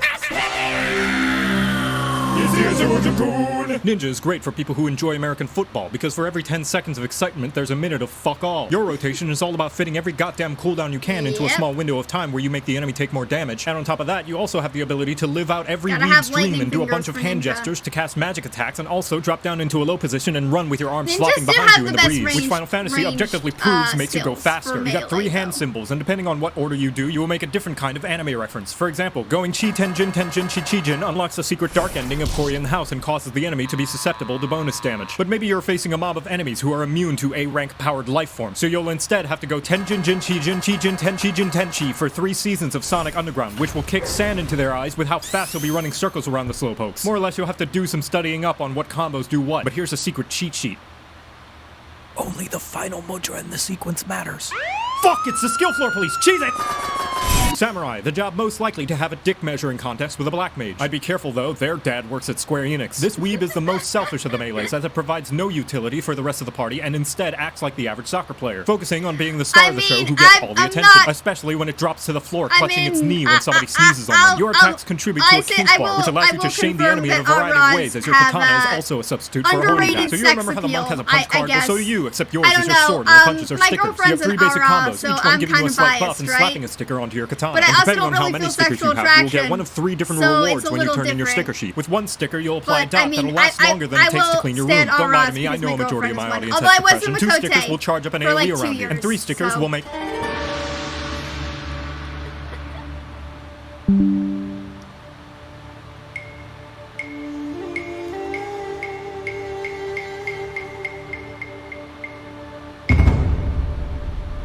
I don't main Samurai enough to know whether this is accurate or not.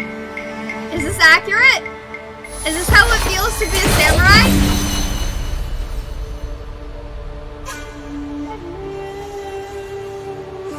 Is this how it feels to be a samurai? Each sticker attack also gives you an additional separate sticker. And once you have 3 of those, you get to do an additional... I mean, I leveled Samurai, I just don't made it enough. And finally, the Reaper, the transfer student from Garlemald who got the rest to mauled at the fact that they think they're better than the rest of the melees. Which I mean they are, but don't let any Reaper hear you say that. It'll go to their heads. Being the darkest and edgiest of melees means that your job gauge is the Dark Souls HUD. Similar to the Samurai, you build up a bar that can be spent on big slaps. And those big slaps give you edgy boy points that can be spent on additional big slaps. Except this time, they're Coral Blue number 5 semi-gloss lipstick. Once you've kissed enough boys to build up your fashion bar, you get to turn into a spooky ghost. You do the slice. You do the spooky slice. The spooky slice. Now your swings have some spice. You do the slice. It's just your soul that's the price. You do the slice. You do the spooky slice. And now you know how to play Melee. You're welcome. From the northern snow front of... I'll never get over the Monster Mash. Okay, let's go. I don't know any of the mechs to this. I'm gonna do a ready check.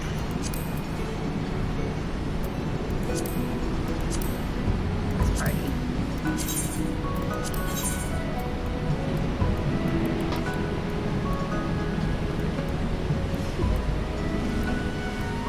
I mean, yes, I did switch to Aura as well, so I was a Viera for a bit, and they definitely have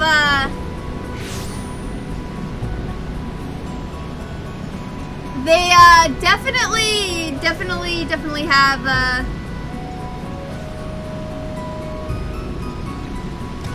only thing you need to look out for is standing in the opposite color. Okay, sounds good. I mean, I'm not. Why did my raid things get done? It's not this, no. So it's Delta Scape V4. Oh, and all of these, I don't think it works that way though for, oh, but it's Savage, right? Yeah, no, I need Savage. Did I do it for Savage in the party thing? Question.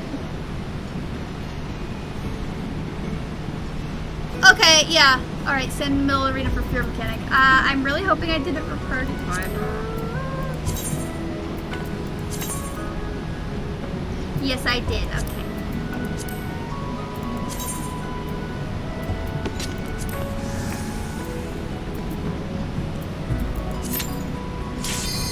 Alright, let's go. We're all gonna die. They don't know if I did or didn't. I think we'll be fine.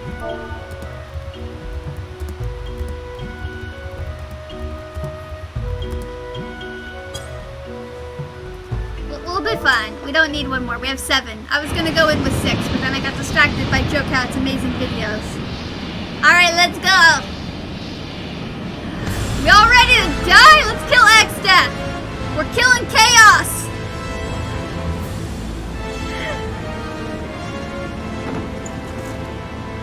Oh my god, I don't like its armor. Why do you look like a trash can, sir? Oh, Alpha! Alpha best boy. Alpha's the best. Oh, we all kind of have a similar vibe going on. That's cool. I kind of got like a similar purpley vibe going on.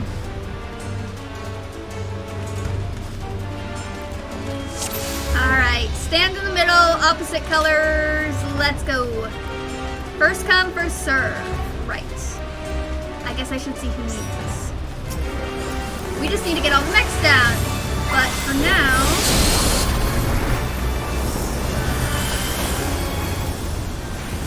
stand in the middle. That's a lot of Bahamut's. Stack the primals! Primal sandwiches incoming.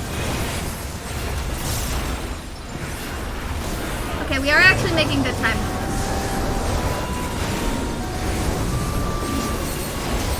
But I'm assuming there's a second phase. Yeah.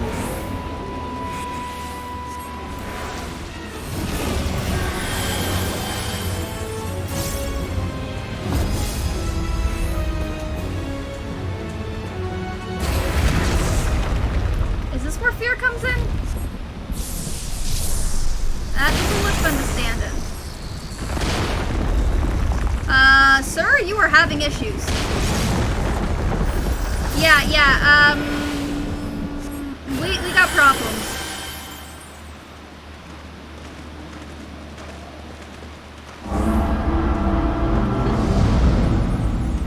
Hello? X-Death is gone. What happened to X-Death? I don't like that. No, I don't need the anus in the darkness. No. Oh, no, it's coming out of the anus of darkness. Oh, okay, I changed my mind.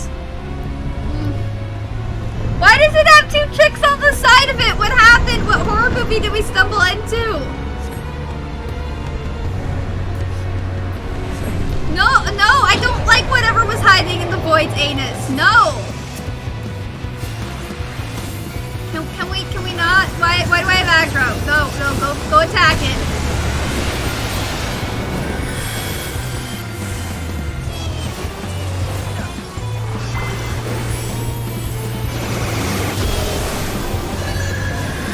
Alright, so I see that I have blue. Is that the color or is that just like freezing?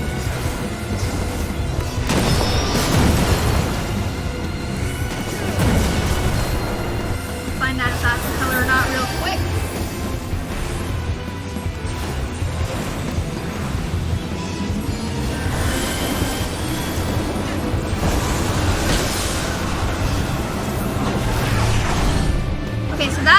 here. We lost Inuash and Nero on here.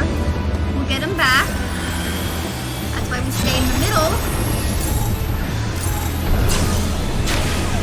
Ow. Okay.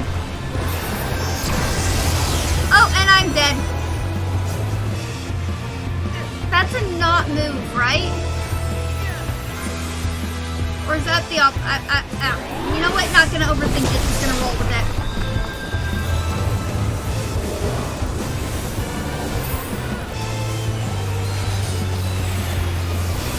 Those don't look fun.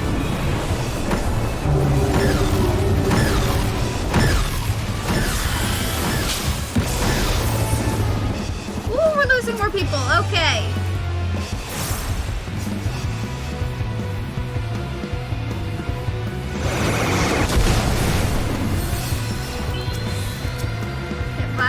Violet's got healing capabilities.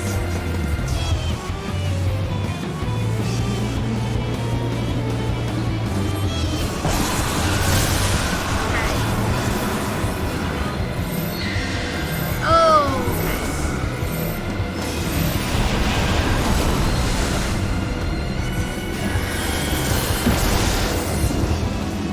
That didn't work.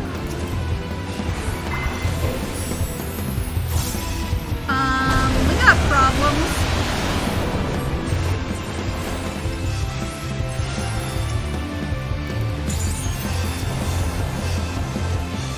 Ventus went AFK.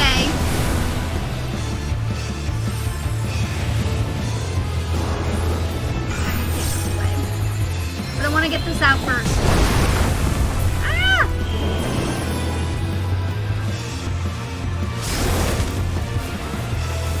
Okay, we still might be able to kill it.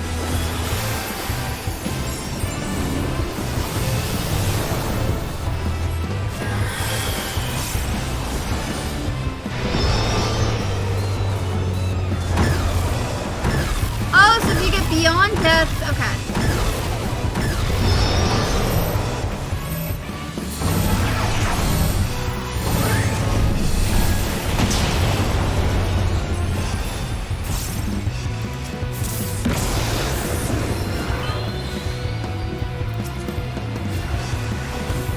That's alright, I got you up, Ventus. Trying to get everyone with healing capabilities up first. I'm guessing we kill spears now? Although this is also... nope, it went down.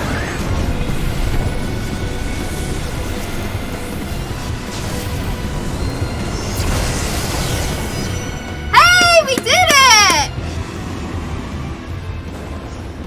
Barely! By the skin of our teeth, but we still accomplished it!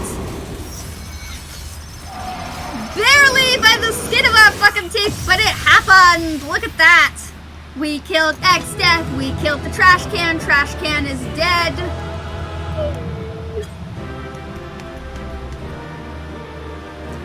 We killed the trash can is dead. And the Void Anus monster is dead, but the trash can is also dead. Alright, I am Loot Master. Where's the mount? Did the mount not drop? Is this is the, oh yeah, this is the mount, okay. Me, because I started the party. Who wants what? What does this look like? Nope. What does it look like?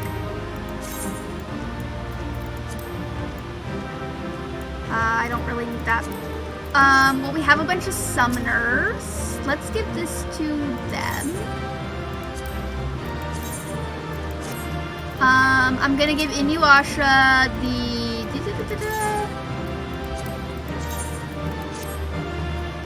And I guess I'll give Kaze this.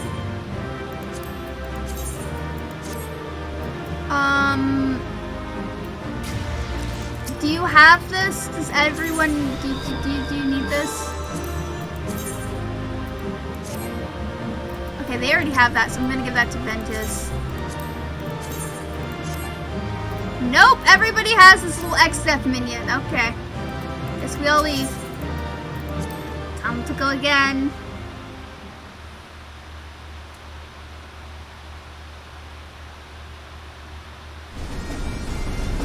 Alright. Yes, I have the snake mount. Okay, let's go again. Let's go again. Alright.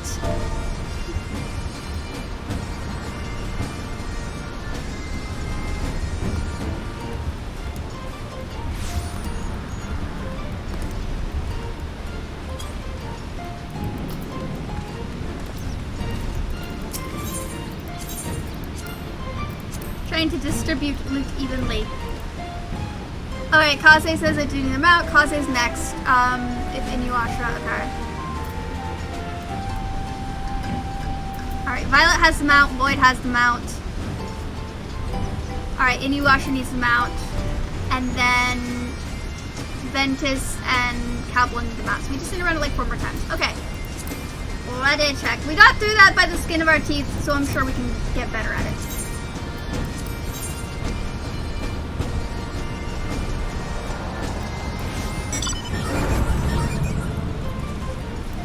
And we can all take a picture with their mounts! Ah, it'll be so good. I love getting a collage picture of them out. I cannot wait for New Year's. Every New Year's, I do like a slideshow.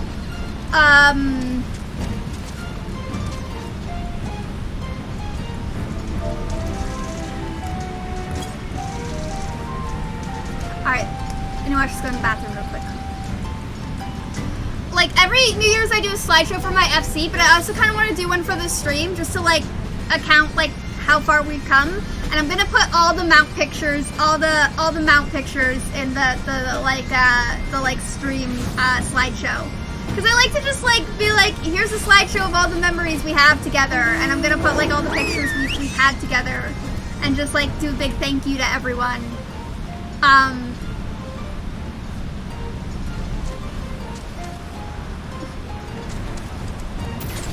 And I think it'll just be really fun to get all the mount pictures in there, just to, like, show how far we've come and, like, how much we've accomplished together as a group and a team. And also, my girlfriend's quitting her job on Thursday, which means she'll be able to join my streams and our parties, which I'll be very excited for. One, because she's, like, really good at raids. And also, just, like, you know, it'd be nice to have my girlfriend around. Alright. While we wait for them to come back to the bathroom, let us continue our extinct countries of the world. The Kingdom of Corsica. Capital, Sorbonne. I think that's how it's pronounced. Languages, Italian, Parisian, French, German. Currency, soldi. Cause of death, infighting and bad debts. Today, part of France. Theodore Stefan Ferrier von Neoff was of a fine form and handsome face. Left a trail of debts, inspired an opera and a couple of novels, got punched by a jealous husband, and basically did all the 18th century Errol Flynn stuff you could hope for. Born into a semi-noble family in Cologne, he joined the army at 17, where he started a lifelong habit of racking up huge gambling losses. Then he did a runner across Europe, marrying one of the Queen of Spain's maids en route, whose jewelry he stole, before heading back to Paris, where he used the swag to invest in one of the first financial bubbles. Age 26, bankrupt and living in South London, von Neoff hid in a bed to avoid his creditors, read books about highwaymen, and got heavily into alchemy. He quit England and headed back to the continent, where he had an affair with a nun. The only thing more legal than having an affair with a nun was working as a magico-therapist. So he did that too, telling people he could predict lottery numbers, exorcise demons, and make love potions. While plying this slippery trade in Genoa, he encountered some Corsican rebels. The rebels were after self-determination, free from the yoke of Genoese. Everyone hated Genoa by this point in history, and the Corsians had a legitimate grievance. They were regarded as barbarians by their rulers, and forbidden from hunting or fishing.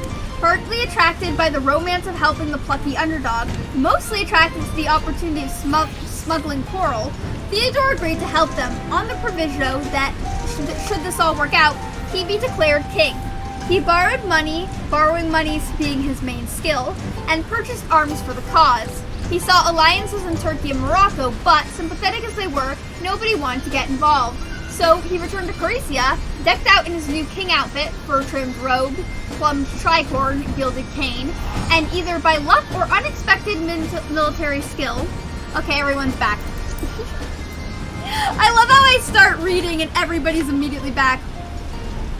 Alright, let us begin. One of my... Oh, because Ventus is still AFK.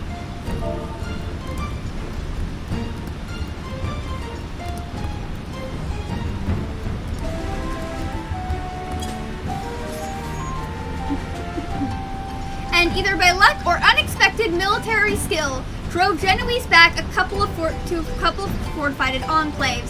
Theodore then issued a set of articles. Oh, you're good, you're good, you're good. I have less than a page of this.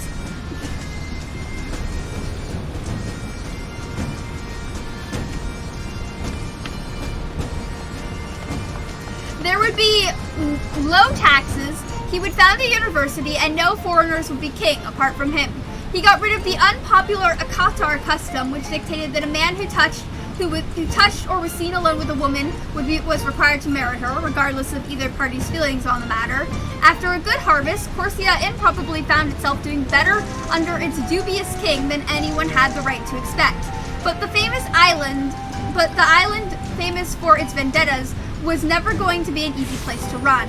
One of the Corsican rebels in particular, Dianthian Paloi, had it in for Theodore. By nature liberal and always with one eye on the financial side of things, Theodore was proclaimed a religious tolerance of Jews, which was a step too far for Paloi and the conservative Corycians.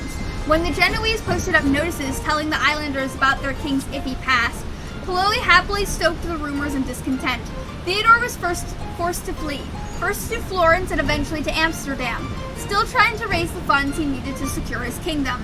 In an Amsterdam pub, one of his creditors recognized him, and Theodore's luck ran out. He had nobly offered his kingdom to Spain if they'd pay his debt for him, but Spain refused. Thrown into a debtor's jail, but a huckster to the end, he still managed to produce a prospectus trying to lure investors with lucrative sounding tales of Corycia's olive oil, almonds and figs. Despite the obvious lost cause of the whole enterprise, if he had been alive today, he would almost certainly be raising a venture capital millions for pointless juicers. Alright. Are they back? No, they are not back. Okay. Let me do a vote seeing if we should kick Ventus. I don't want to kick Ventus because I know that Wi-Fi problems can be really hard, but at the same time, like, we need to get running. So, let's, that would actually be here.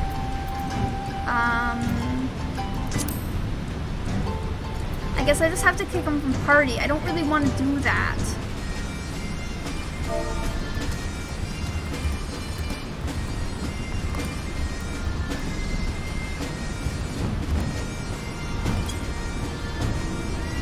I don't really want to kick him from party because I know that it can be really, really hard to, like, deal with Wi-Fi issues, but at the same time, like, we need to get running X-Death Savage, so if they're gonna have these issues, it might be better to just cut our losses, you know? Debating over tea makes me look even more like a James Bond villain.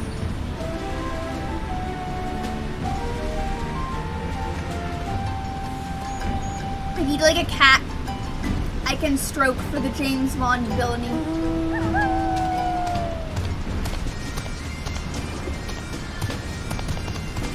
Okay, I'm just gonna do it. Fuck it.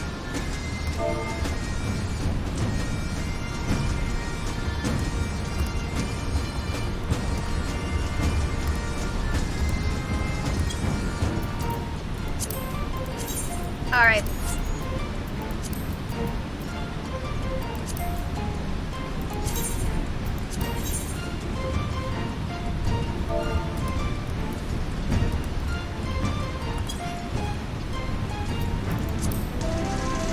I feel bad though.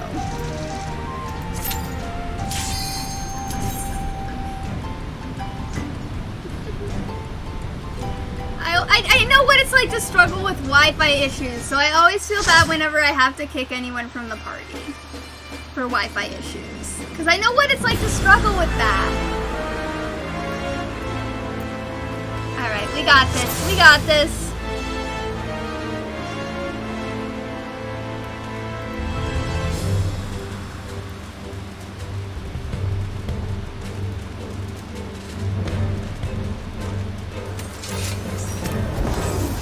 Also, let me know about the extinct countries thing. Is it a good use of our time while we're waiting in Party Finder?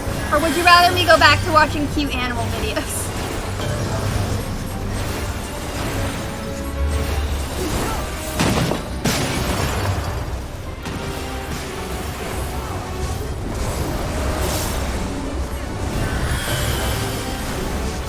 Alright, let's kill him. We got this. This part's easy. We just gotta nuke him.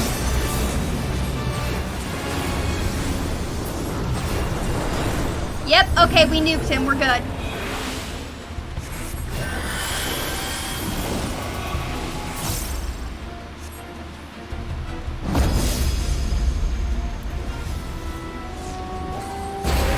I do like this extinct country's use of teaching history. I think it's a very useful way to do it. Alright, yep, nope, get sucked into the void's anus. Go in, go in. Go in, X-Death. Bye, trash can. That's a trip to the hospital. For the void. Fortunately, we are doctors and we're gonna cure the void of his anus disease. This is getting really weird. My apologies for the weirdness. I don't like it. No, I don't like it. Nope, me no likey. Nope.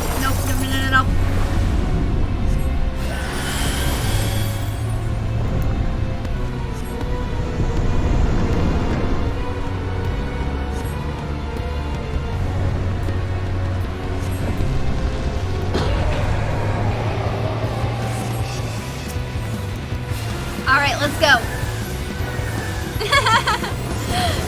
Yoshiniro said this is what happens after Taco Tuesday. Yeah, yep. Nope. The void's been eating some pretty bad Taco Bell. I'm gonna give you that. So what is this stuff? All night. So that's the one that just kind of not the one I need to worry about, but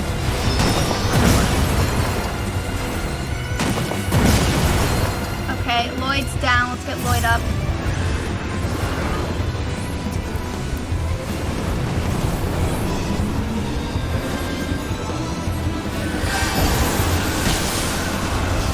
That's here. Good.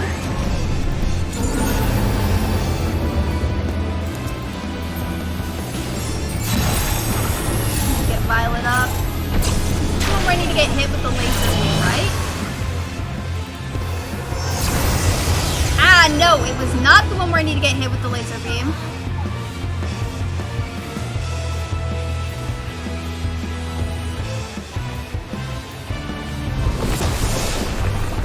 We're all dying. Okay. Let me work my ass off real quick.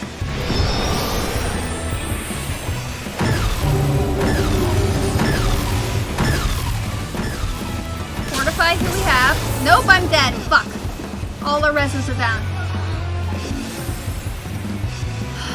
Alright, up to you guys.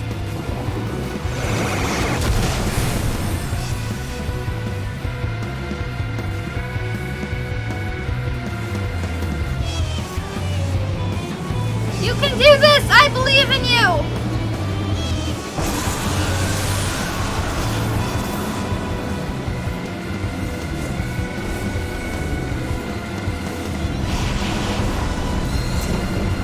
Oh, it allows me to get a better look at the boss mechanics too, being dead.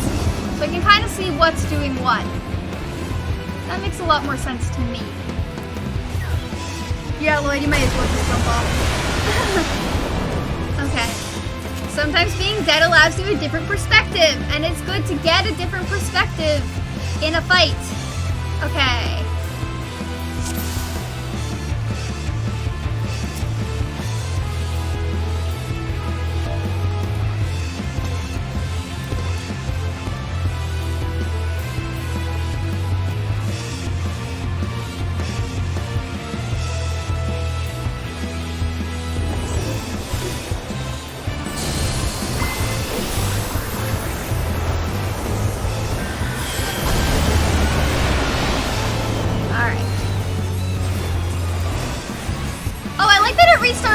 second phase, too. We didn't have to go all the way from the beginning. That's nice. So at least if we get to the second phase, we don't have to go from the beginning. We'll get good at this.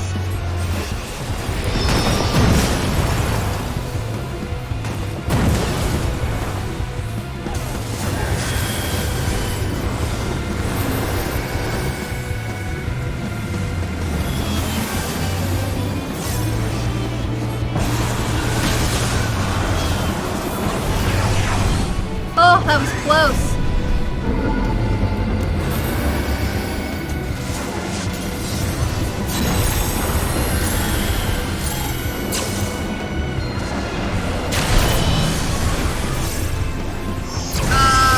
It's the colors. Oh, that's the colors. Oh, that's the colors. Okay, I was expecting it to be more like, I wasn't expecting it to look that geometric. Okay. That's the colors. I get it now. All right.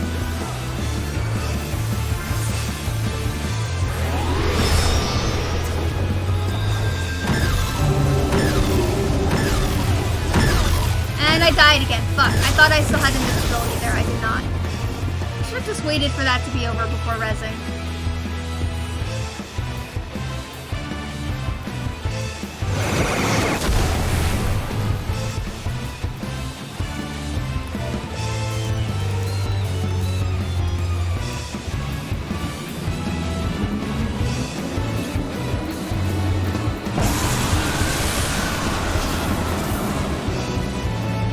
Alright, I see the colors now. I get it now.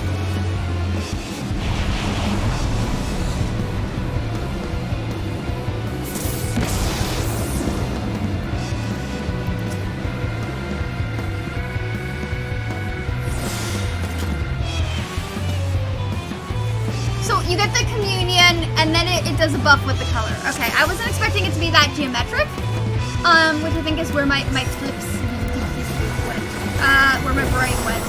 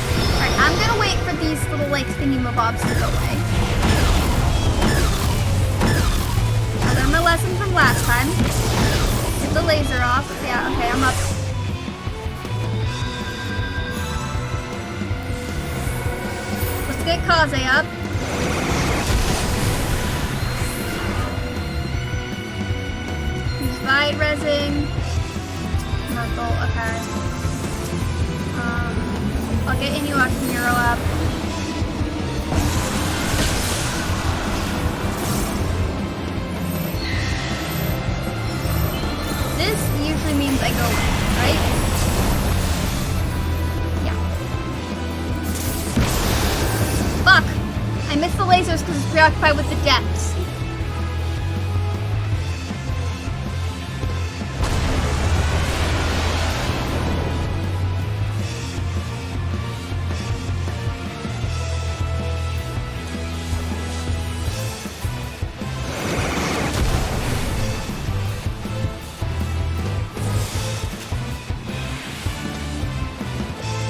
All right, we got this. We know we've got this.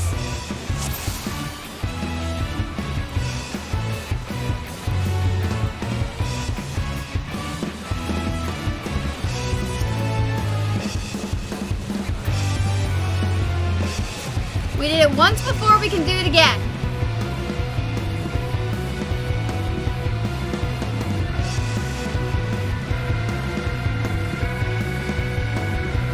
Yeah, I think 2 people left.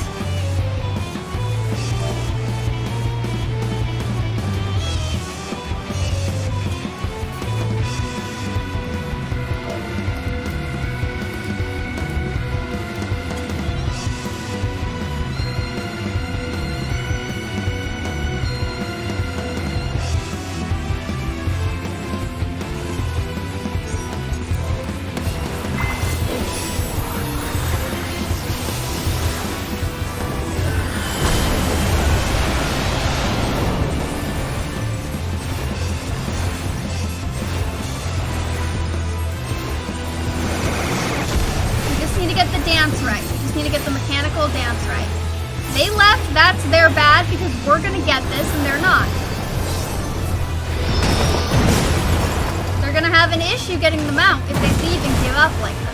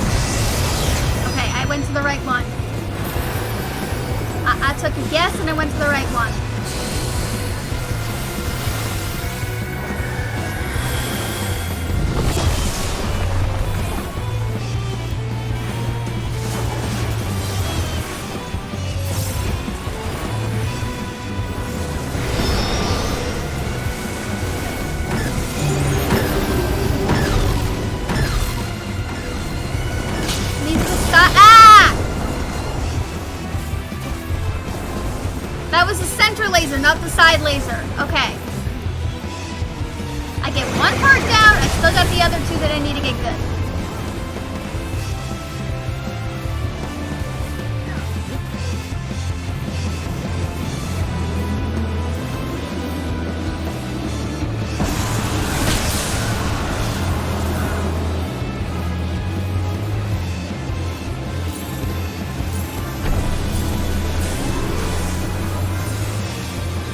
Wait for this to be over. I'm gonna need to get Violet up.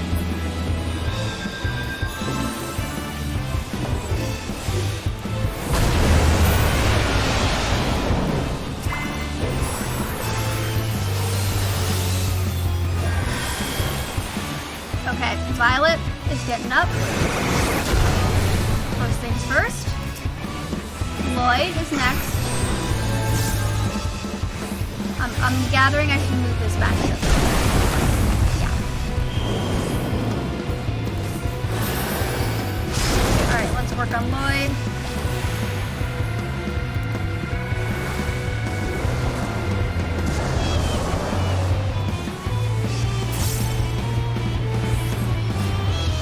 Right, now stay safe. Primary objective.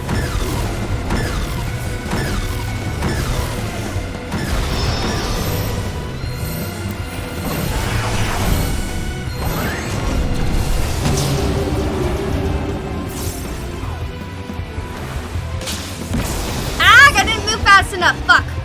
All our reserves are down.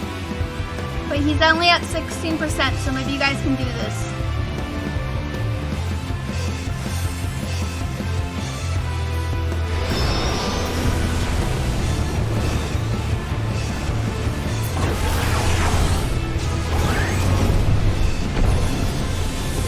I believe in you.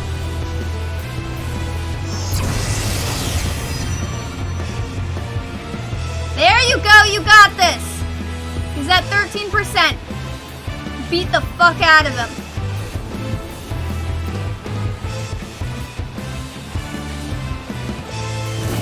You can do it.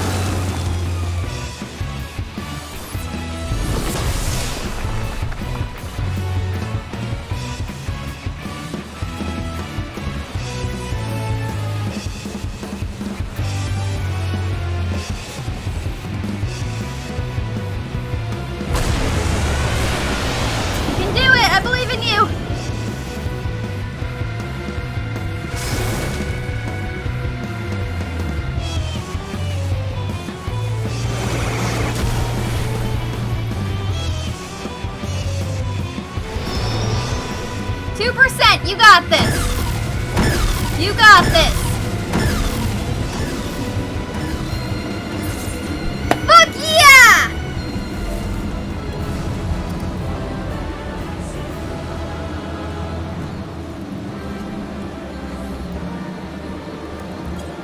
Alright, I'm gonna give the mount to Kaze. Kaze was,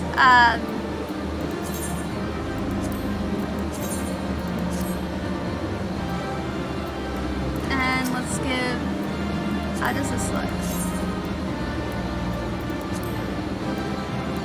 I don't know who wants this. It's very interesting. It's got kind of like a little knife on the end of it. It's kind of more like a bayonet. I guess I'll give that to Inuyasha Nero. I don't know if Inuyasha Nero wants that, but...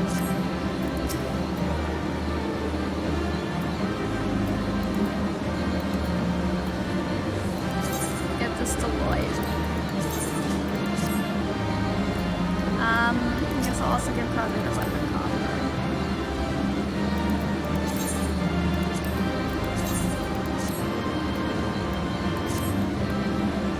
None of us, yeah.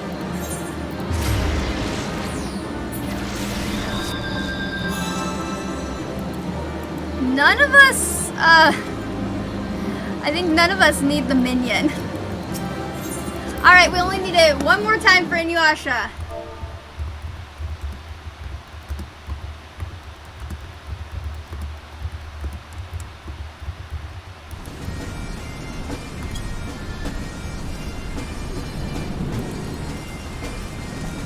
And then we need to take a picture with all of us together.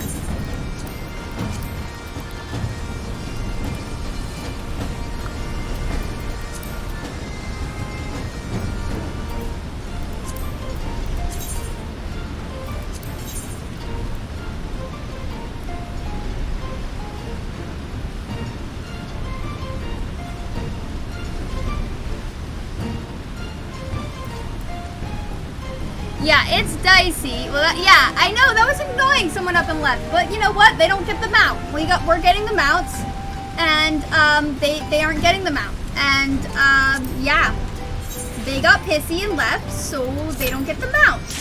The end.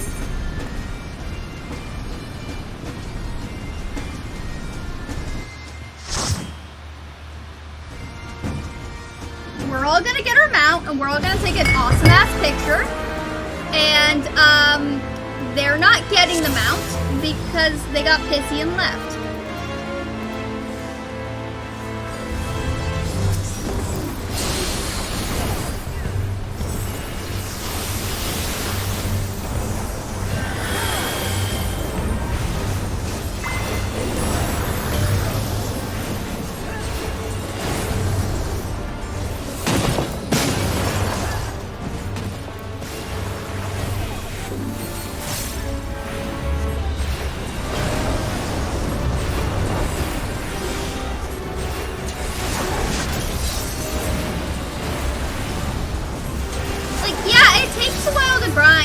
We're still kind of new to running this, but like, we're clearing it. Like, sure, we're clearing it by the skin of our teeth, but it's still happening. Like, it's still happening.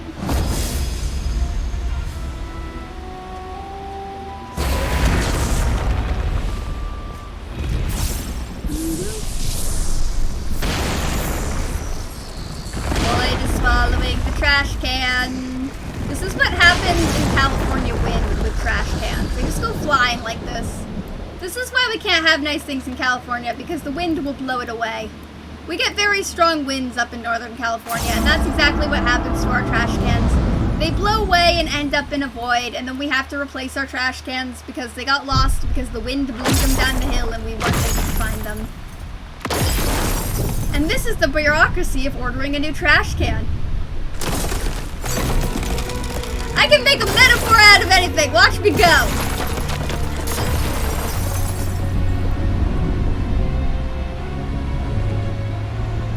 Yo, X-Steph? Ah, lame.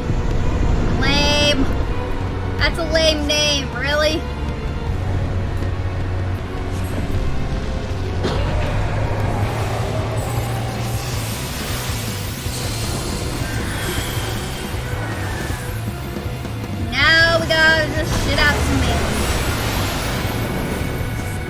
perseverance. Try to pay attention to where he's wasting. I'm getting a little better as time goes on.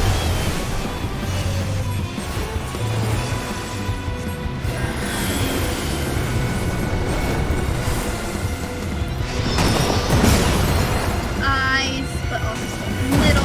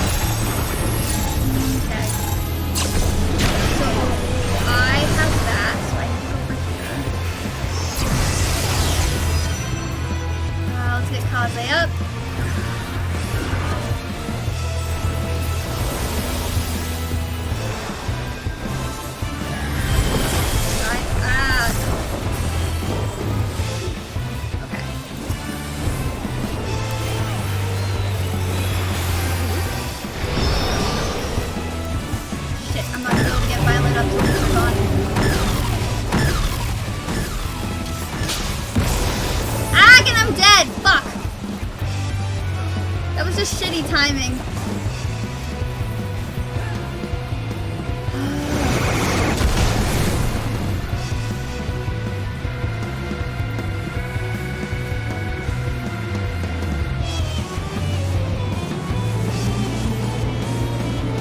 Yeah, that was just real shitty timing on my part. Well, it was, yeah.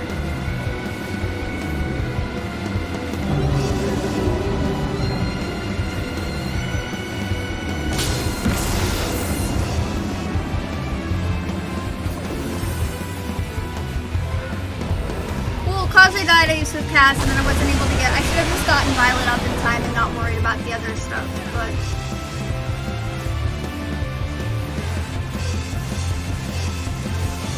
We need like a manic red mate. I think a manic red mate could be really beneficial right now.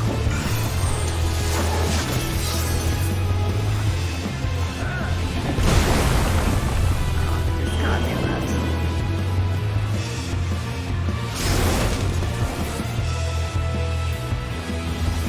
We can do this.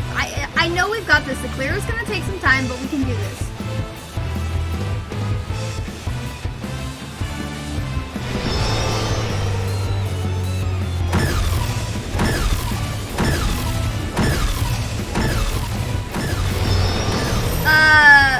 Kaze, you might wanna do a kamikaze about now. I'm gonna recommend a kamikaze attack.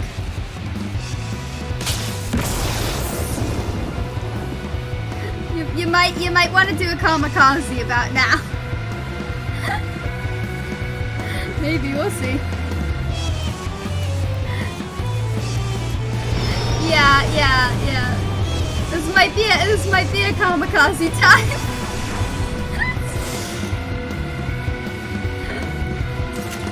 Yeah, just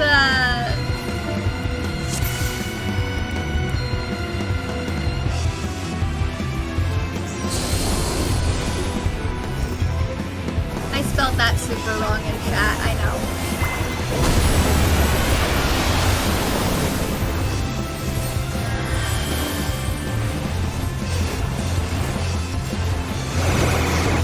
It just Kaze Kamikaze sounds super like, it sounds like a lyric or something. Is it just me? Like it has a very good like word sound, Kaze Kamikaze. It's a very good sounding word.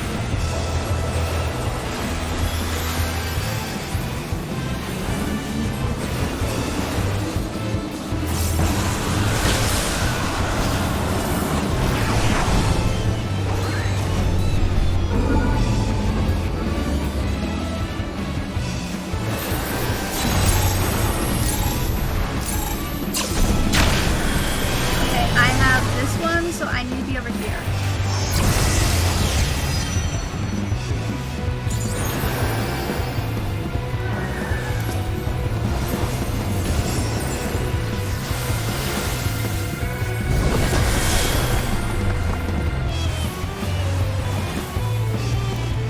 survive that.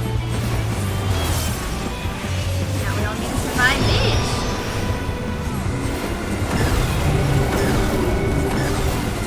The laser.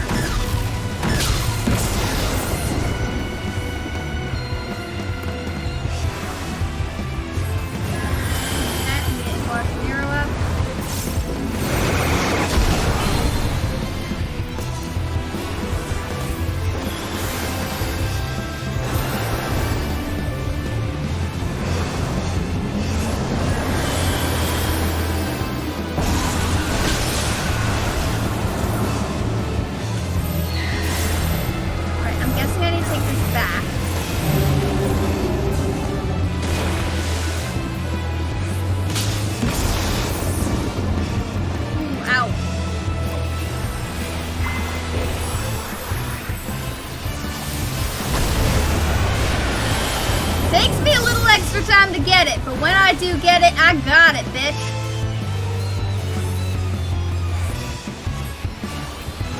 Cognitive Processing Disorder 101. It takes me a little extra time to get the mechs, but when I do get them down, I got them down.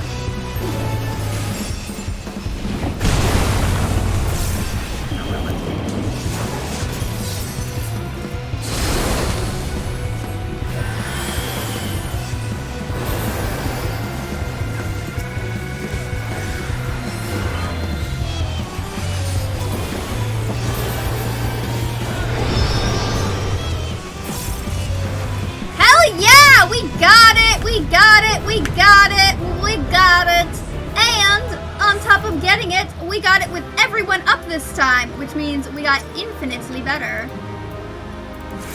That would be who wants elites? Does anyone play Paladin that wants these? They're kind of cool, I guess. I don't know. I'm gonna do...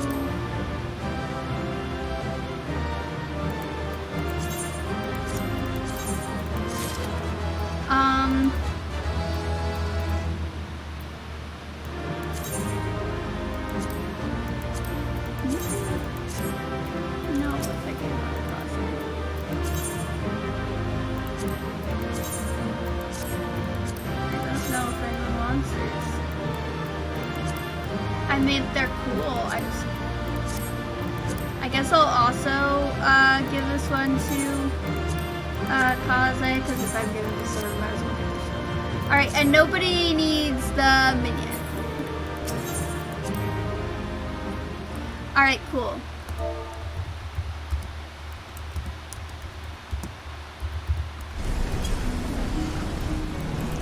Alright, everyone, let's go get a picture. Let's get a picture. Let's get a picture of all of us on our snakes. Let's get a picture with everyone on their snakes.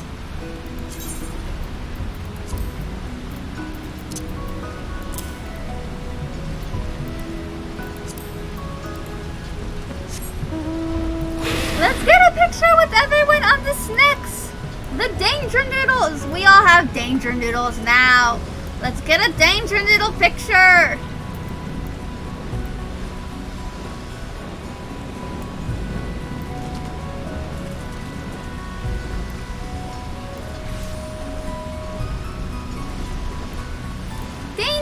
Pictures! I want to do this in the slideshow at the end of the year, or at New Year's. We'll just have it progressively be all the mounts that we've gotten together. So that would be, yeah, just all the mounts we've gotten together. Why are you not, what, no, the danger noodle, not that danger noodle, other danger noodle. We don't need chunky danger noodle. We want thin danger noodles.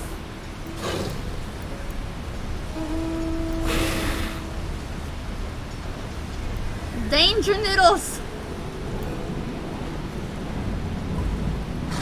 We don't need the chunkster. We want the skinny danger noodles.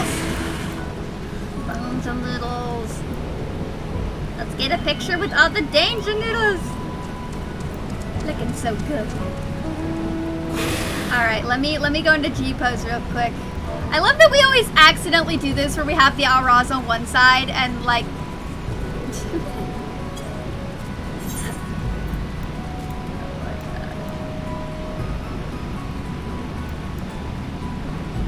Okay. The bunny boys on the other. Hang on, let me exit real quick. Just to make sure we're all level. Okay. Oh my god, this looks so good. All of our danger noodles look so good. Look at this. Okay. Enable depth of field, manual focus. Oh my god, we all look... Okay. Dude, get out of here. No, I don't want this guy here. Move. Can I just do it for myself and my friends? Ah, good. Somebody get this fucker out of our picture.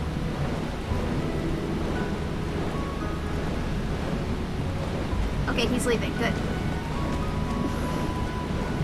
Alright, let me go into R and just... There we go. All the danger noodles. All the danger noodles. I'm very into this danger noodle-esque.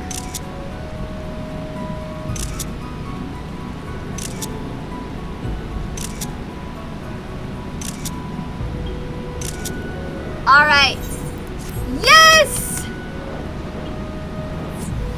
We got a picture with all the danger noodles!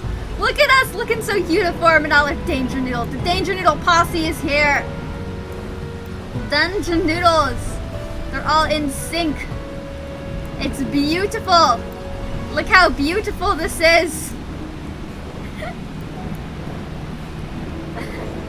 Alright, this is where I unfortunately have to end the stream because I am running late for my therapy appointment. But, thank you to everyone who ran this with me. We finally got the danger noodles. My life is complete for the danger noodle. Everyone, stay safe, eat cake, because the more you weigh, the harder you are to kidnap, and I want you to stick around. Have an amazing mental health for the rest of the week. My Discord, YouTube, everything else in the description somewhere on Twitch. Instagram, hit me up for anything, all of that. Yeah. So, have a great day, stay mentally healthy, you are valid, worthy, and loved, and I will fight for you any day.